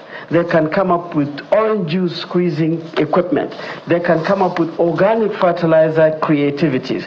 They can come up with power, bits and pieces to do with solar or renewable and so on and so forth. And then when you have such results, there should be additional effort in terms of spurring the interest of young people or older people or people who have enterprises so that they can take it. In this, there are cost implications in terms of who provides the funding to push the raw materials, to push the capacity building, to push the marketing, to push the branding, and so on and so forth. Two, we should have pushed our intellectual property management to mature such that even the researchers are getting their bits in terms when you license technology from the research source up to the destination of entrepreneurs, so that we can be able to push the consumption of our own technological output in our nation to make life easier, so that supply and demand will now take it. Things will be cheaper, the quality will gradually improve, and so on and so forth.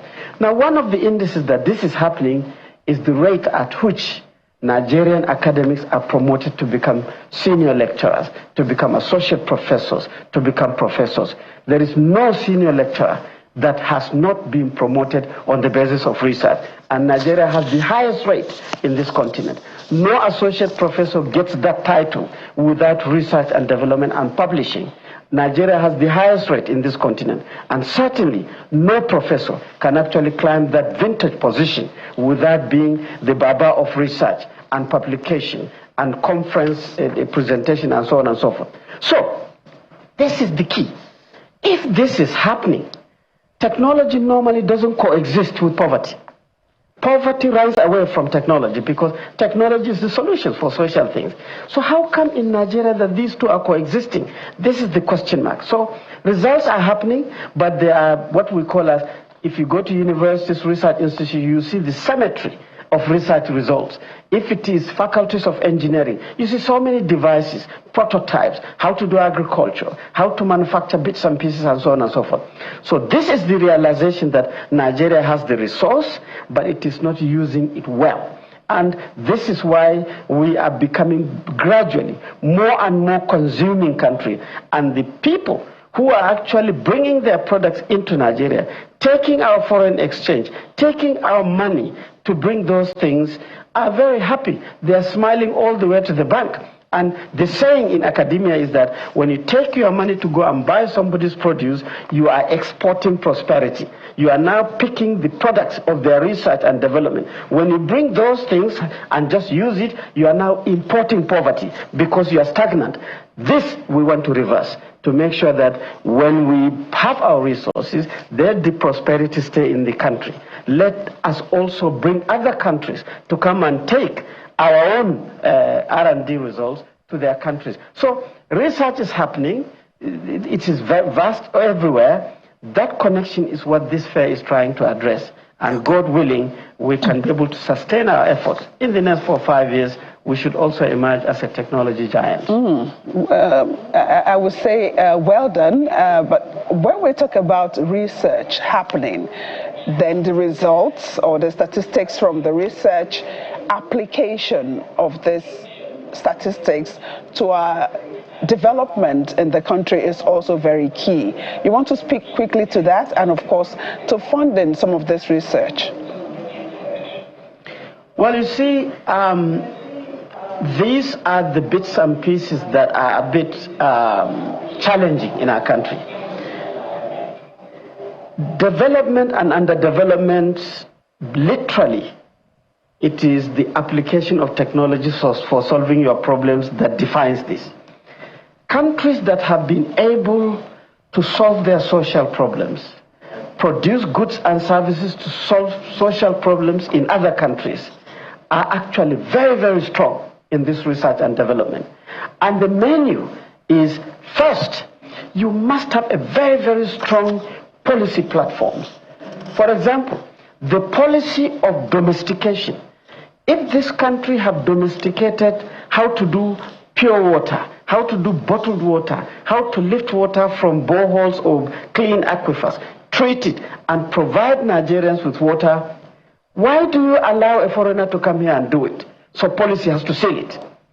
If, for example, we have perfected the process of producing rice, processing it, packaging it, why should anybody foreign to come here and then produce rice or bring their rice and sell in Nigeria? This kind of policies is what countries that want to move to the next level do. Second, in those countries you find that their universities, their research institutions and all these institutions are very, very strong. Strong in the sense that when they speak, that speech becomes the best practice. They do research well, they do research that affects their countries, and they look over the wall and even see your problems and do research to solve your problems so that they can carry your money and you carry their own results. And they are constantly getting better. We too, we have to do this. Third, these countries, even as you see them, they have their GDPs in trillions of dollars. They actually invest between 3 to 7% of that GDP in funding R&D. So every time, I'm in my early 60s now. I have seen mainframe computers, big computers like the size of this room, that can only do pluses and minuses. I have seen that transit to mini computers, to desktop computers that has no hard drive, to laptops that has only hard drive of 10 megabytes. Till today, now you have even a flash drive that is 2 to 5 terabytes. I have seen it throughout. We've seen printers that are 9-pin dot matrix to 12-pin dot matrix, letter quality. Now we're seeing colored lasers. That is literally picture. Now, for this to happen, the vigor of mental capacity has to be on. That is where the investment is important. Once you're stagnant, you are left behind. Yeah. 4, when you have raw materials, in those countries, they never push their raw materials out and start importing finished product. That is where the knowledge is. That is where the jobs are. But you see, we do that. So with realizing all these things is why TED Fund, under this architect that you see, a very, very vibrant, middle-aged gentleman, the executive secretary, he said, look, we can do it. We go to these countries. We present conference papers. They clap for us. We publish in their journals. They refer to our publication. How come that we cannot solve our problem in poverty, out of school children, and so on and so forth? Power, So this is why this sparks up. We have the resource, and through this kind of fair, we can unleash the energy of our mental capacity to solve our problems and to sustain it for our development. Quickly, let's, as we wind down, let's speak to the date for the fair, the venue, and if this is going to be an annual thing. Well, this is the maiden edition of this type of fair. So we are tomorrow, the 17th, is actually the start date. So all the inventors that we've collected so much, nearly 5,000 creativities that have been sent to the committee. We've screened it. We've selected the bits that we think can actually connect very, very quickly. All these selected people have been communicated to. They are going to come to the venue, which is Eagle Square tomorrow. So the registration, all the pavilions and the marquees are ready. So they will come in tomorrow. The Honorable Minister of Education will be there, and many other ministers and heads of institutions to give a press briefing to tell Nigerians that this is happening. On Monday, it is going to be the commissioning day. So again, most of the high-level dignitaries and even Mr. President, possibly if he's not there, his representative, will be there to actually launch the thing open. And then it will be open for 4 days. Young people will come, and our job from the National Research Fund Screening and Monitoring Committee, a capacity of nearly 60 professors chosen from everywhere in Nigeria in a committee, will now nurture the connection. So when we see young person looking lost, we can drag his attention to this puff fryer, or the masa fryer, or dudu oshun making technology, or perfume extracting equipment, or some kind of solar invention to charge telephones. And when we can trigger that particular interaction, talking about the intellectual property, how to establish businesses, and then We have consulted all these financial institutions, the Bank of Agriculture, Bank of Industry, commercial banks. Thank you, Doctor. Thank you. We've run completely out of time, Doctor. Their resources. Thank you very much. Thank you very much. And we wish you all the best in this national research fair, and we're hoping that the outcome will be beneficial to the development of the nation. We've been having a chat with the chairman, TED Fund National Research Fair Committee, Dr. Umar Binder. Thank you once more for your time on the show. Thank you so much. Sunrise will be back in a moment, and we'll be talking about the wheel. Do stay with us.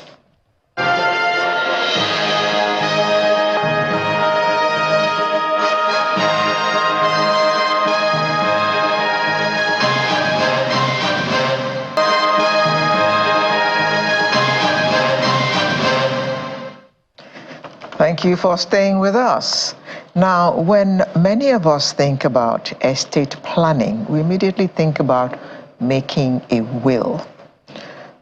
Well, a will is an integral part of it, but it's not all. There's more to that. And joining us this morning to tell us all about that is the head private trust, FBN Quest trustees, Mr. Rotimi Obende. Good morning. Thank you for joining us. It's a pleasure to be back. So you say I have made a will and it's not enough? It's not enough. Okay, so what else do I need? Okay, so let me start by saying that a will is just one of the many instruments that you can use to plan your estate. Okay. Estate means the assets or wealth that you have, and the planning has to then do with inheritance. But you see, a will does not come into effect until the writer has passed. Mm-hmm. So imagine a situation if I become incapacitated. I've written my will, I become incapacitated. What do I do? Imagine a situation where I can no longer sign checks, maybe because as a result of old age. What do I then do? Fingerprint. But it's not written in my will. So that's why we say that just having a will is not enough. You need other estate planning instruments that can help in situations like that. So you're looking at, example, a trust or a medical power of attorney or a financial power of attorney. What is medical power of attorney, please? You're smiling. Well, okay. You need to explain everything to us. I agree, I need to explain everything. So I talked about when somebody falls ill, for example. One of the guests that we had, imagine when they had cancer. If he was not able to take that decision by himself, he would need somebody to help him take it. So you need to be able to donate that power to somebody else. That's a medical power of attorney, such that if you become incapacitated or you are unable to take medical decisions yourself, there's somebody that is helping you to take that decision. Okay, in answering my first question, you mentioned the word trust. Yeah. What does that mean? Okay, so many people would assume because I work with FBN Quest trustees, I'm talking trust. Or they will just generally say, if I trust you, you trust me. So it's much deeper than that. It's just a concept. And it's an instrument, also an estate planning instrument that I can use. But it kickstarts in my lifetime. So imagine your assets, you give it to a trustee to help you to manage in your lifetime, such that all the decisions you take in your lifetime, you take them. But when you are no longer there, those decisions that you ordinarily would have taken, another person is taking those decisions on your behalf. So you have moved your asset to the trust in your lifetime, managed by the trustee. And you can set up a trust for many reasons. You can set up a trust for education, you can set up a trust for your health care needs. You can even set up a funeral trust. Again, let me just circle back on the guest that I talked about. He has a 2-year-old son, or had a 2-year-old son at the time that he was diagnosed. Yes. So what would have happened in such situations? Who would then be responsible for taking the decisions on education? Who will be paying the school fees? I can set up a trust to accommodate all of that. I can set up a trust to take care of my spouse, ensure that she gets monthly allowances if I'm not there. So there are a lot of things, even for my kids when they're at school, I can set up a trust that takes care of their allowances, takes care of their tuition, takes care if they are traveling outside the country. The trust takes care of everything that they need for their entire education. Talking about trust, yes. So I know that you know that a lot of Nigerians, or some Nigerians, can be skeptical when it comes to you having, to put things down and hoping that someone is going to implement them when you are not around. So you said the trust is going to be implemented by someone. Does it mean that it is that someone, or there's a document that anybody within that trust, initiative is able to work on? Okay, so once you create a trust, it comes with what we call the trust deed. That's a legal document that binds you and binds the institution, let's say BNQuest trustees. And it spells out the details, what can be done, what cannot be done, your rights and your responsibilities.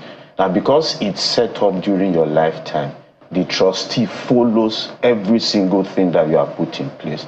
Now, there's a third party or a fourth party, let me say a fourth party, that we call a trust protector. It is then the responsibility of the trust protector to monitor what the trustee is doing. So it gives you comfort. So whether you're there or not, there's somebody checking and ensuring that the trustee is doing what they are meant to do. Now, one more question.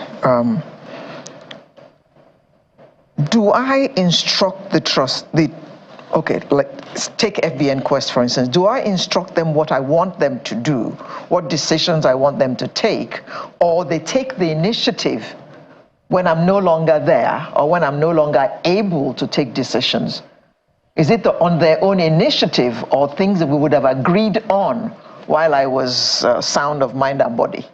There are some things that you would have agreed on that the trustee will continue to implement. Okay. There are some also that you would leave a provision for the trustee to be able to then take those decisions. So I'll give you an example.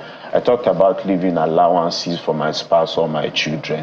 If I say that when I'm no longer there, make increases in those amounts that I've already set aside by inflation. Now, it's the responsibility of the trustee to then use their initiative. What's inflation rate? What's the FX rate currently doing? Do the maths, and then increase whatever allowances are put in place for them. So it can be both ways. But what is key about trust is the fact that there are certain elements that cannot change. So if I set up an objective, for example, an object of the trust, if it's for education, or if it's for investment, or if it's for welfare of medicals, the trustee cannot take a decision outside those circles.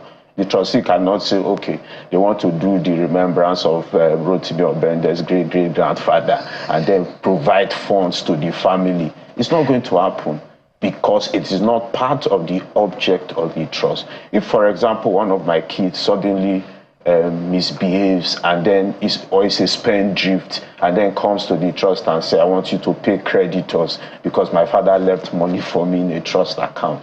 The trustee is not going to do that because it is not part of the object of the trust. So I am mandated to follow the object of the trust every single time. So, so if I'm going to have a trust or have a plan now, that means I would expose you to my accounts, right? So that even, for instance, I'm not there, you are able to. I just want to, know how it works. If you are going to set up a trust, you are not exposing me to your accounts. Okay. You have your accounts. You then have an account with FBNQuest trustees. Even if you are going to have a will, in your will, what you just do is provide us with the details. So the name of the account, the branch, the bank, and your BVN. We are not bothered with how much you have left there. The institution that's concerned with how much you have left there is what we call probate, the probate registry, because they will take a certain percentage if you have a will as an inheritance tax. My responsibility is to know the assets that you have and ensure that those assets are captured in your estate plan. So you maintain and your I've also regular included accounts. you in that plan. Oh yes, because I'm the one that will be managing the plan, obviously. So you have your accounts, you continue to run your account, but you then also have an account with us. Why are we saying you should have a trust arrangement? And why are we also saying that you need more than a will? Is because of the fact that if you followed Mike on podcast, which is a podcast by a good friend of mine, a particular young man has appeared twice now, and he's talked about the fact that his dad had a will. And because his dad had only a will, the brother that was named as the executor of the will is no longer giving any of the siblings anything. As a matter of fact, he said they've not gotten anything. That's not the intention of his dad. That was not the intention of his dad. But if his dad had a trust, the elder brother cannot unilaterally decide who gets what or who does not get anything. It is the responsibility of the trustee. And that responsibility is tied to the terms of the trust that the trustee is expected to manage. So how do you guys in FVN Quest help people settle this up and also protect the subject's family and their assets? Okay, so first we try and educate people and let them understand the advantages and disadvantages of any instrument that you decide to use. So once that is done, if you decide that you want to have a trust, for example, we understand what your objectives are. We let you know clearly that this is achievable, this is not achievable. We then set up that plan and you monitor it, because a trust is activated in your lifetime, again, unlike a will. Now, in terms of ensuring that beneficiaries get what they're supposed to get, that's why I talked according to the will. No, not the will, the trust. The trust. According to the trust. Okay. Now, the will is a different subject. Because can they go side by side? They should actually go side by side. What we advise is that you have both. Depending on how advanced you are, you should actually have the four: a will, a trust, a power of attorney, and a medical power of attorney and a financial power of attorney. Okay, you have explained the medical one in case I become incapacitated. The financial one. Yeah, in case you are no longer able to sign your signature. Correct. Well, in that case, I will put in my... So your trust helps you to then be able to do that? No, I will put that I will then thumbprint. Okay, so if you then put that you thumbprint, imagine if any of your siblings or somebody like me comes to you and give you a paper, you are not able to read and understand. I just take your hand you know the way some people used to do, they want to check your phone. Ouch. And they think that you are sleeping. So they take your hand and put it in your phone to activate it. It can happen. You then need a trusted institution to avoid all of that. We've seen a lot, and it's something that we then advise people to. Okay, so how does one go about setting up an estate plan? An estate plan, yes. First thing is to call us at FBN Quest Trustees. You can obviously call us on 08054 08054 299. Okay. Or you can reach us on any of our socials at FBN Quest. Okay. Yeah. The number again, just in case you're interested, 0805 400299. 0805 4000299. That's their number in case you want to reach them to set up your estate plan. Yes. So you were going to talk about, how to do the setup. Okay, so if you call me on that number, we have a conversation. I then send you a form. You fill the form, you return it back to me. From the form, we can then draft a trust deed or a will for you. You will review. Once you certify that what you have seen is the right plan for you, you then go to the execution stage. You then go to funding your plan if it's a trust that you have created. you fund it. You can fund it with properties, with cash, or with other forms of investment.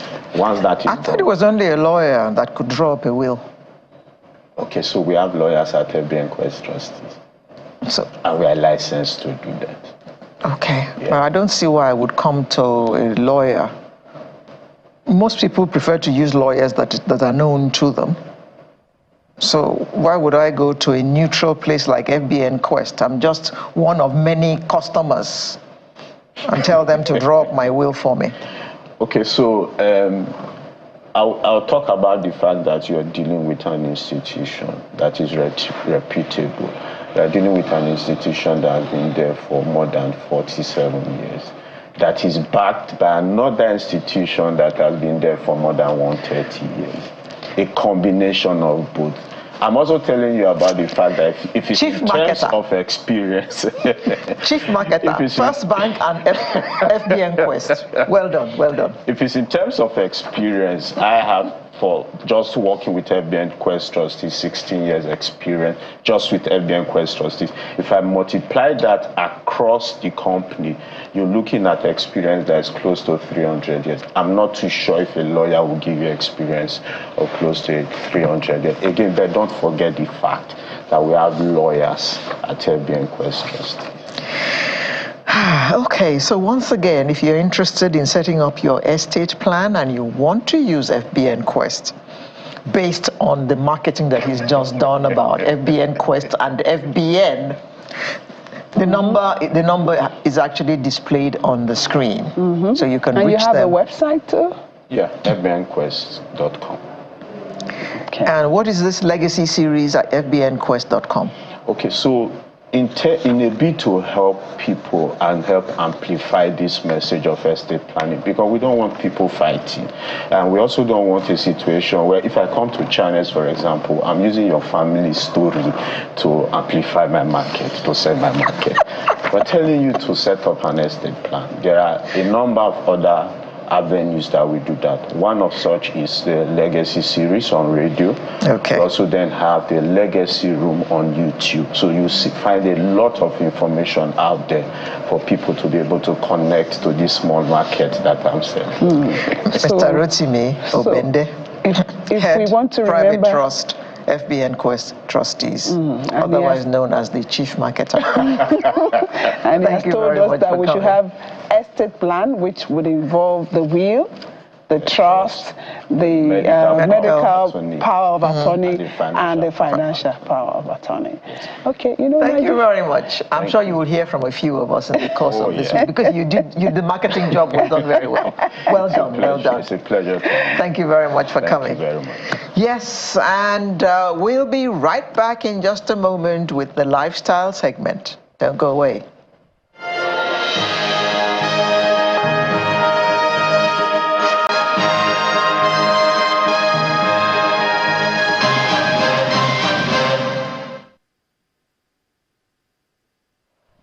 Welcome back. We'll be talking about the nexus between nutrition, your health, healthy living things. Your sleep. Yes, but we'll quickly get to Ondo State, where our correspondent, Dare Idowu, is still at the Kiribo Ondo area of the state. Dare, what do you have for us now? Thank you very much. I mean, just like I reported earlier, it's still very sunny here. What happened a moment ago was that the candidate of the PDP came here at this particular polling unit to cast his vote, and he was able to do it, say, around 15 minutes. After casting his vote, we engaged him and asked him a couple of questions about the process and his assessment.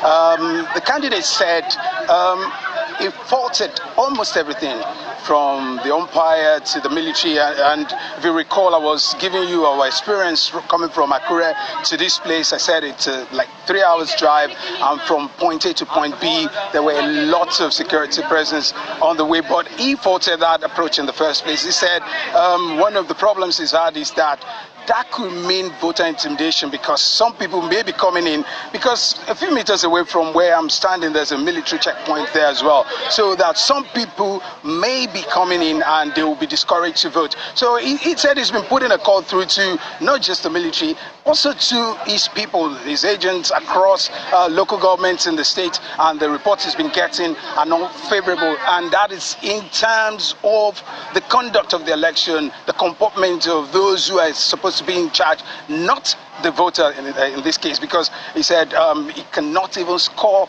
the umpire. He was scoring them really low because he said the comportment has been really bad. I don't know what he's seen, but one of the reasons why he gave this was that it took them more than 10 minutes for him to be captured in the first place, Lagos. I'm sure there's going to be some, a look at some of those things that he has raised. But where you are now, Dari, how is the process going on, the voting process? Yes, the voting process has been quite smooth. People are going about the business. It's been really smooth. Where we are right now was where the voting booth was, but it's been really sunny. Almost everyone around here has been sweating. So they moved the cubicle, moved the voting point to, like, say, some meters away from where it was. And other than that, just pretty much people going through the verification, accreditation, and casting their vote and going away from here. I mean, the number of voters here have actually reduced. We had a lot of people in the morning. Majority of them are actually elderly people coming out to vote. And I engaged a voter earlier, a young voter, who also spoke about what his expectations are, what he's looking for in a governor, or whoever becomes the governor at the end of this whole exercise. He said this particular place is actually a very calm place. I was here 4 years ago, sadly, at this particular place, and I can tell you, at least from my own experience, it's always been like this smooth process all through. And from what I can also tell you, the officials around here have been going about their business without actually. It's been quite calm around here so far. Okay, thank you so much, Dari, for your reporting, and we're hoping that this process will continue to be peaceful at all of the other polling units in Ondo State. Thank you so much, Dari Do, our correspondent there at the Kiribu Eseodo area of Ondo State. But let's come back to the studio now. We have joining us a certified health coach who is, her name is Ezeaha Bolaji Olojo. Did I try with Ezeaha? You tried. I'll give you like a 9 over 10, which is really good. Thank you. I'm feeling rather generous this morning. Okay, it's good. It's good to be generous. We're happy to have you. We're talking about the gift of wellness. Such a gift, wellness, because there are options. We can gift sickness or we can gift wellness. What would you rather you're gifted? Of course, you know my answer. Of course, wellness. So whether we're talking of children or adults, especially as we're going into a celebratory season. Christmas is coming. We're really excited about it. So we're going to be showing our love. We're going to be giving gifts. And I'm really shouting about this message, that as we give gifts, let us perpetuate wellness. In addition to the fun and everything, that as we're showing love, let's take a moment and think, am I gifting wellness or am I gifting sickness? Because the truth is, there's a pandemic out there. The hospitals are flooded. The international bodies are making noise. Everybody. In fact, I was trying to check the statistics because I like to check. I like to be up to date. And it gets worse. In fact, let's just say it gets worse. The statistics of what particular one? So the statistics of diet-related health challenges. So we're talking of heart conditions, we're talking of obesity, which is not just about size. It's actually a health condition. It's actually a sickness. We're talking about cardiovascular diseases, all of that. Especially for children, it keeps rising. So I'm saying now that when we give people gifts, as we go into this season of joy and celebration, it doesn't end here. How about we change the culture of constantly, you know how we just have hampers and all kinds of things are inside. And every time we give gifts, we're actually expressing love. So now I'm saying, bring a bit more mindfulness to the love and say, okay, if I have a hamper, how can I put wellness into the hamper? If I'm visiting family with children, instead of what most people would normally do, we would go to, the aisle of the supermarket that has all the sugary biscuits and drinks and all the things. That's what we do because we think it's love. But I'm saying now, let's rethink it. Think wellness. How can I gift wellness? And once we get ourselves to that mindset, you start to see a world of other alternatives. Because sometimes we think that's all we have.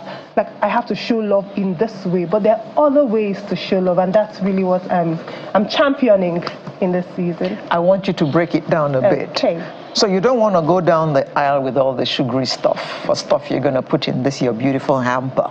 So what aisles are you going to go down? What kind of things are you going to put in this hamper? Okay. So now I'll talk about children, then I'll talk about adults. Yeah. So for children, you want to think play. Okay. We want to think play. Toys. Because yes, when we give gifts of probably junk food and unhealthy stuff, it happens and then it's over. In quotes, we think it's over. They eat it and that's it. But the body doesn't forget. The body keeps the score. And when we just think, oh, it's just this auntie, it's just this uncle, it's just this friend, the truth is that it can compound quickly. However, if we're thinking stuff like play, what do kids want to play with? So you want to go down the play aisle and get them something. And then it doesn't have to be a lot. It can be one significant, memorable gift that they'll be thinking about and using and enjoying months later. You also want to think educational play too, because there's the play that is, like go outside, play, things they can move around and jump. I mean, kids love to. We don't have the privilege of having a lot of kids outside these days, but there are moms like myself who are insisting that no, our kids must still go outside. They're not going to just be with a screen all through. So what would take them outside? When you go into that supermarket with a changed mindset, you then start to see the things that take them outside. Then think in terms of educational play too, because yes, you could give books, the real educational stuff, but there's educational play where you're thinking games that cause them to think. I mean, kids, when we're growing up, we would play things like Scrabble, Ludo, all the things that even bring families together. And if Christmas is a season, and not just Christmas, generally, family time is important these days. I mean, if we're going to get the love within the family, let's get it. So if we get all the gifts that cause them to play together, Scrabble, Ludo, darts, Jenga, there's so many games, but sometimes we're just thinking, I just want to get them this biscuit and this chocolate, and that's what makes them happy. But no. So if we're now talking about adults, come on, we can even choose to ask the adults, how can I gift you something? We can't just go with this is hamper. This is what we do at Christmas, we give hampers. If I want to look at Lady Alera, for example, if she's my friend, someone I relate with, I can tell what she needs at Christmas. Or Christmas or her birthday, because we're talking gifts. And I can look at her and be like, Lady Alera loves to wear her glasses, and maybe we can get something else that we think she would enjoy in that. And I can look at you and I'll say, okay, I love this dress on her. Can I get a tailor to do something like this for her? Do you see, I'm giving you something that would stay with you for a long time without harming your body. Because it's quite becoming a pandemic where every time we think of gifts, we're thinking food, but we're not even thinking the healthy stuff. And now, is there a way we can balance this? Okay, what does balance mean? Okay, so we're not just focusing on all of those things that you mentioned. We just want to spice things up with, because whether you like it or not, when it's festive season, we like to let our hairs down and, just relax and sometimes indulge. So yes, because yes, you can balance it. But my point is, every one of us, I don't know that everybody is thinking balance when they're giving you a gift.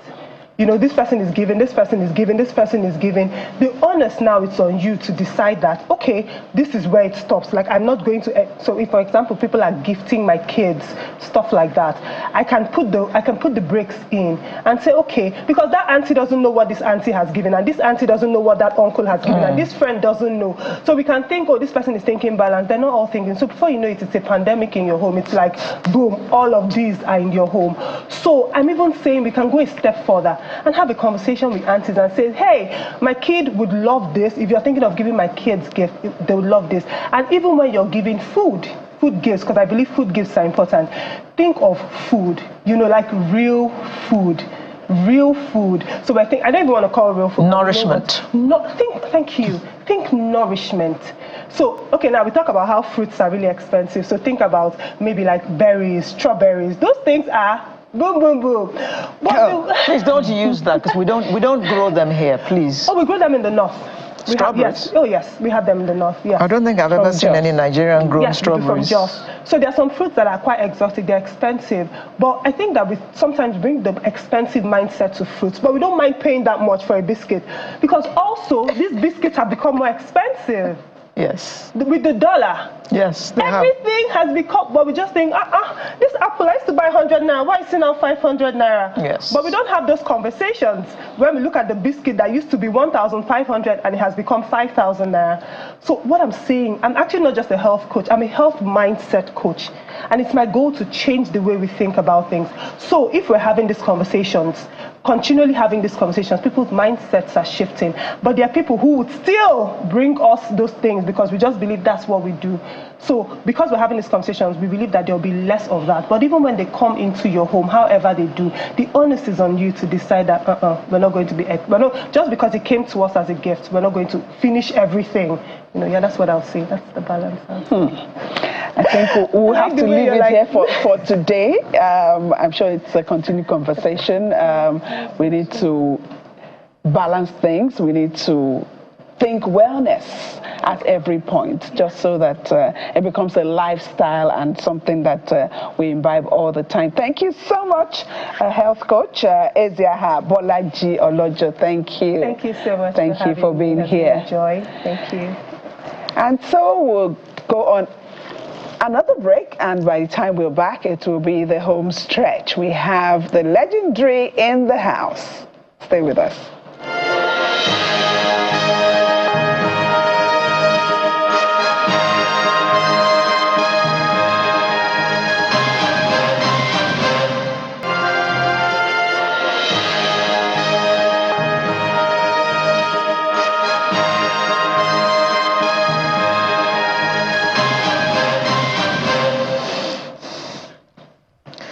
Yes, thank you for staying with us this far. Now, I'm sure you know her face already. She's a lawyer, a multiple award-winning movie director, producer, theater director and producer, and cultural entrepreneur. Please welcome the founder of BAP Productions and the Arts and Culture Center called Terra Culture in Lagos. She is Bolanle Austin Peters. Thank you. Thanks for having me.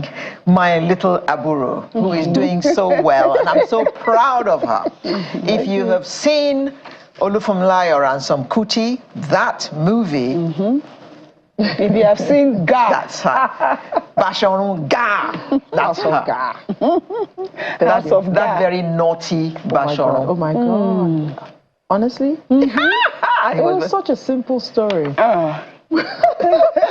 Yeah, it was a simple story with plenty of action. Oh my goodness.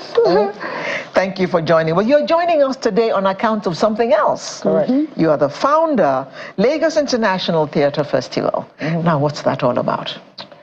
So over the last 15 years or so, we've been in the forefront of pushing theatre on stage at Terra Culture.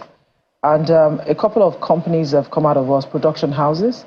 And theater is back. People look forward to it during the Christmas holidays, the Easter breaks as well. It's becoming part of our DNA again. And it's something that we're very proud of in terms of the value that it brings in storytelling, the economic value that it brings to the environment, to the space that we inhabit. But I think more important is the fact that now we have a community of people that are practicing theater again in Nigeria. That's wonderful news, because at one time people just didn't go out in the evenings. They didn't go to the theater anymore. So there was a dearth of plays. Correct. I think infrastructure was a critical factor, and very few theaters existed. But in terms of ingenuity, a lot of people have now decided that you don't have to have the four walls of a space to practice theater. And I think that's one of the things that we have encouraged and pushed over the years. So it's called theater on common spaces. So our lawn, as an example, every Saturday and Sunday, there's a production that has been going, productions go on for the past 10 years or so. In TerraCulture? In TerraCulture, every Saturday, 3 p.m., 6 p.m., you have a play showing on the lawn, and you'll be amazed. Nigerians, young, old, expatriates, just come out. They know it takes place. So that live, every Saturday and Sunday. Because running the big theater, the 400-seater theater, is not obviously sustainable for smaller productions. But that does not mean that theater should die out. So with things like that, people are doing their own bits in various places, Freedom Park as well. And there's also another film and theater festival, the Fringe. So everybody is doing their own bit. So what we're doing now is we're bringing that community together under a festival, like they've done for food, for fashion, for arts, for all the other facets of the artistic space.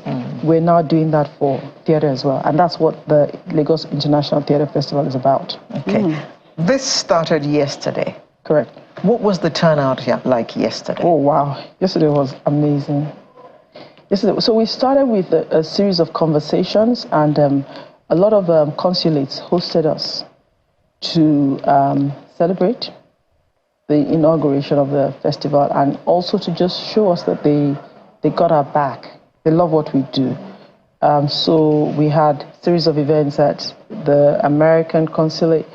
We had an event at J.K. Randall, having conversations around theater, arts, the power of radio, the financial aspects of being a theatrical performer, all those things that we normally don't have conversations around. We had that going on Friday, on Thursday, and then Friday, yesterday, we had an incredible night, almost like the opening of an Oscar award event. So it was big, it was huge. We had, as they say in Nigeria, leaders of captains of industry. We had captains of industry, we had everybody that loves theater. But more important, people who also supported us. There are a lot of corporate bodies that are backing us. Lagos State government has been extremely supportive, as well as First Bank, Queenberg, Doma Long, and of course, Channels TV has been incredible.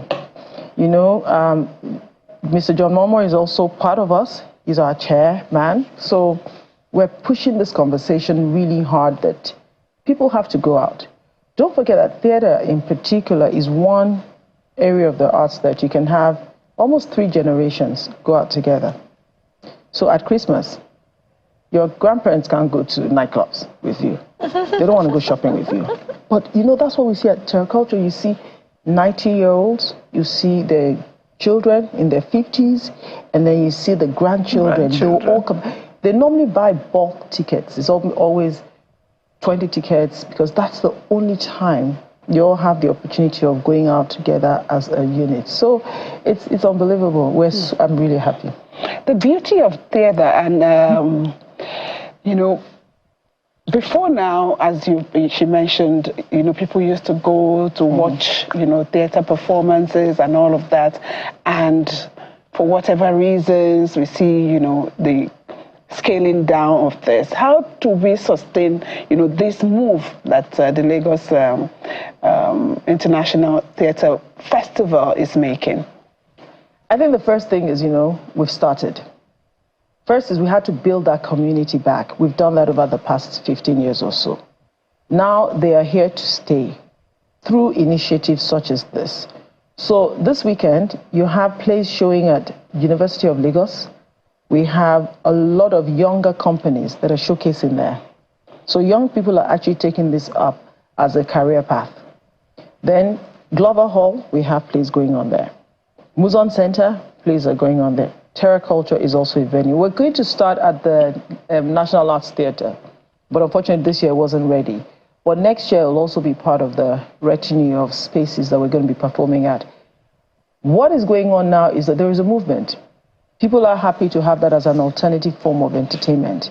And for those that are particularly cerebral, they like to have discourses around pertinent issues, things that bother that bother them, and things that they just have been curious about. So, like the play that we're doing, Dear Kathy, it's about the life of single ladies in Lagos that are over 30 plus. What do they experience? It is crazy. Sex and the City? Similar to that. The pressure from the parents, the sniggering behind their backs from friends, the advice that they should lessen their worth so that they can get a man. All those issues are explored. Can you be driving this, kind of brand of car? How is the guy going to meet you? Exactly. But isn't that reducing now? Because, I mean, life has changed, living has changed in Nigeria as it has all over the world. And it's like, the men don't want to get married, the women don't want to get married. So people are still sniggering behind a 35-year-old's back? So, so what I found out about Lagos, or I guess Lagos in particular, is that, we live in different compartments. So you live in your space. There's a completely different type of thinking in other parts of Lagos. You'll be amazed. Lagos is cosmopolitan, but at the same time, you have some really, really crazy people still living around here that think weird things. So truly, there's space for all. I think the beauty of life is also that, different people, different points of views, different perspectives, and that's what theater does as well. It allows you to deal with prejudices and biases and the things that people just come up with because of their own upbringing and exposure. And those are the things that we address through theater. Adelaide was here last week, and she talked about High, which she said was for, well, bringing focus on drugs and the harm it does to young people. So a lot of us are looking forward to seeing that tomorrow. Correct.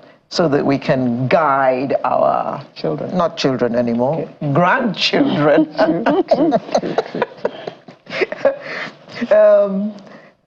Apart from, High is showing at Terra Culture tomorrow. Correct. What is showing at the Muson?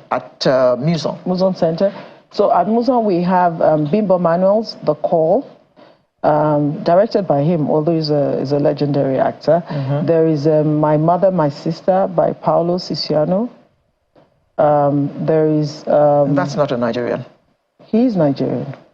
Paolo? Yes, he's of mixed, yes. Okay. So we have some plays actually also on the lawn at the Muson Center. Those are the unusual spaces. We have, I think, Interception. The calendar is on our website, so you can get to see all the plays that are showing in the different venues. We have the divorce. On which website? Terraculture.com. Terraculture.com. So you get to see a calendar of all the plays. We have the South African play, there's Metsi. We have an American play called Satmo as at the Waldorf. Yeah. We have the Zambians also showing. So there's quite a lot. It's from all over, not just Nigerian. So that's why it's called international, so that we can bring in other influences and begin to understand ourselves, especially as Africans. We used to have the Festa, things like Festa. I was going to say. So this is, I guess, a precursor to another big cultural wave.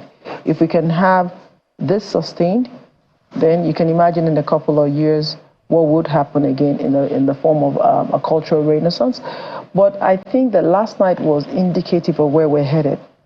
We had musical performances, we had dance performances, and we had snippets from the different plays, and that shows you the versatility of Nigerians and their ability to put forward incredible performances. For those who are hooked on home videos and just wants to stay indoors, why do you think they should come out and see some of these plays?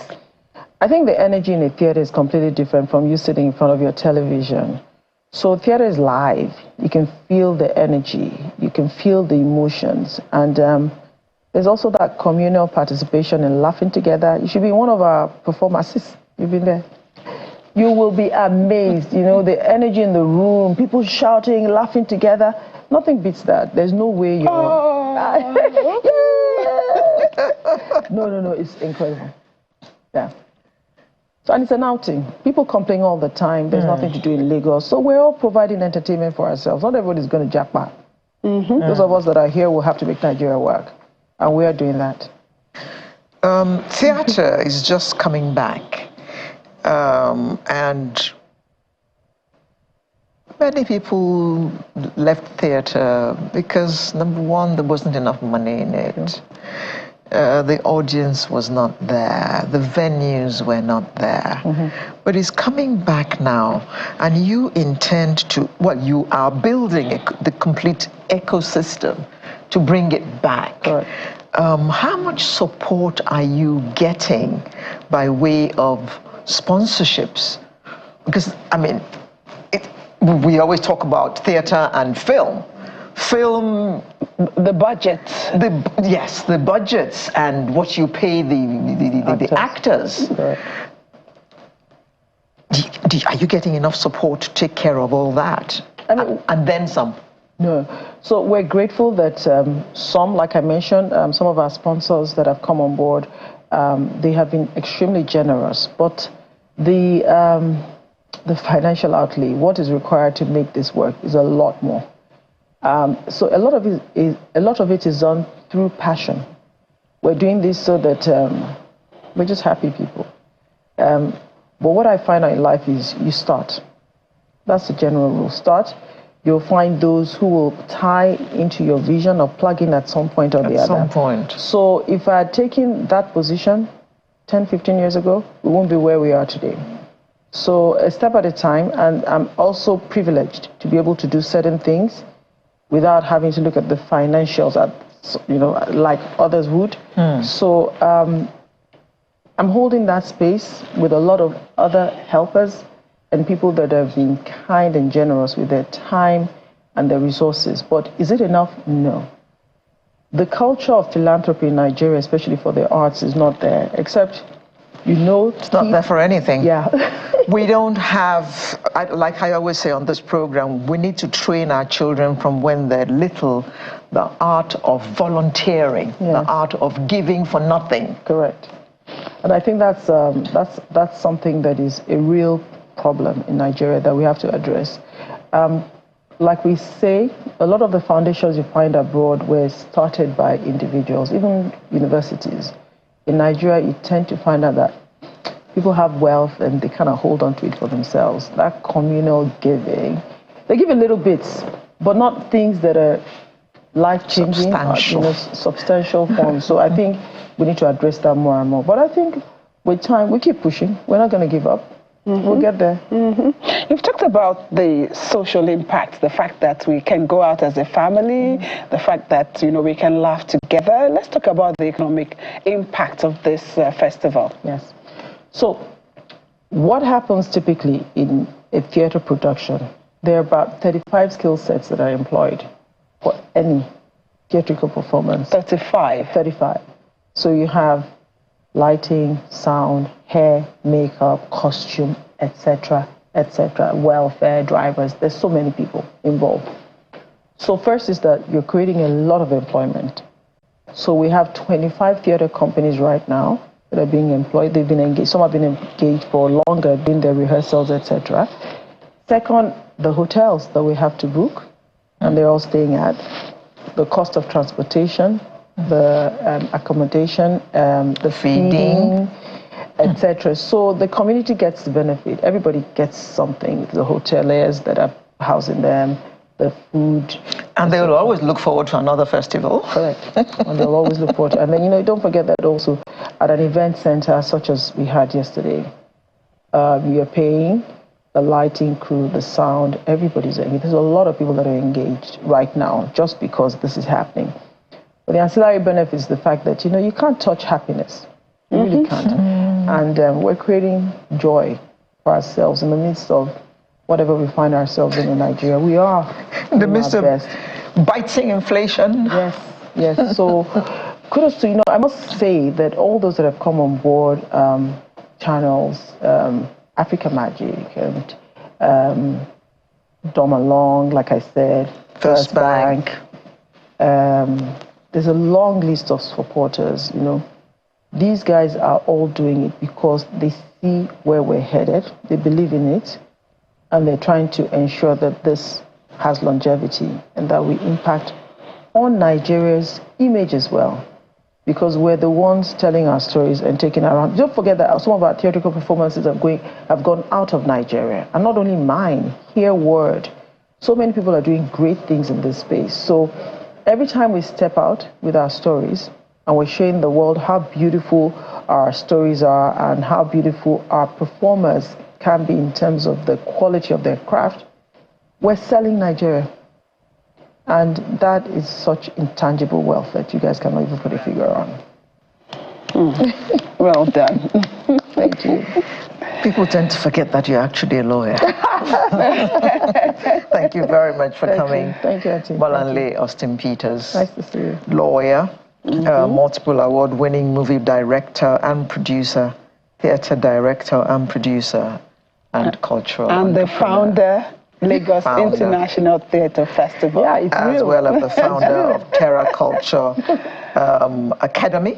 Yes, Terra Academy for the Arts. Terra Academy for the Arts. Thank you. And Terra Culture. Thank you for coming. The theatre.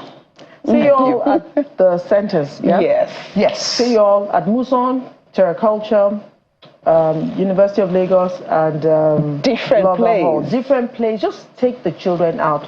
Spend 4 hours, watch 2, 3, 4, 5 plays today and tomorrow, and you'll be the better for it. Hear, hear.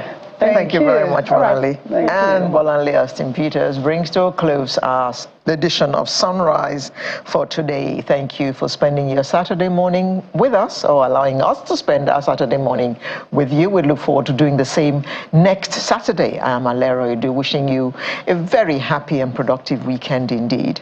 And I'm Yomi Otaigbe. Don't forget our coverage of the Ondo election continues. Stay with us on Channels Television. Have a great day. Bye-bye.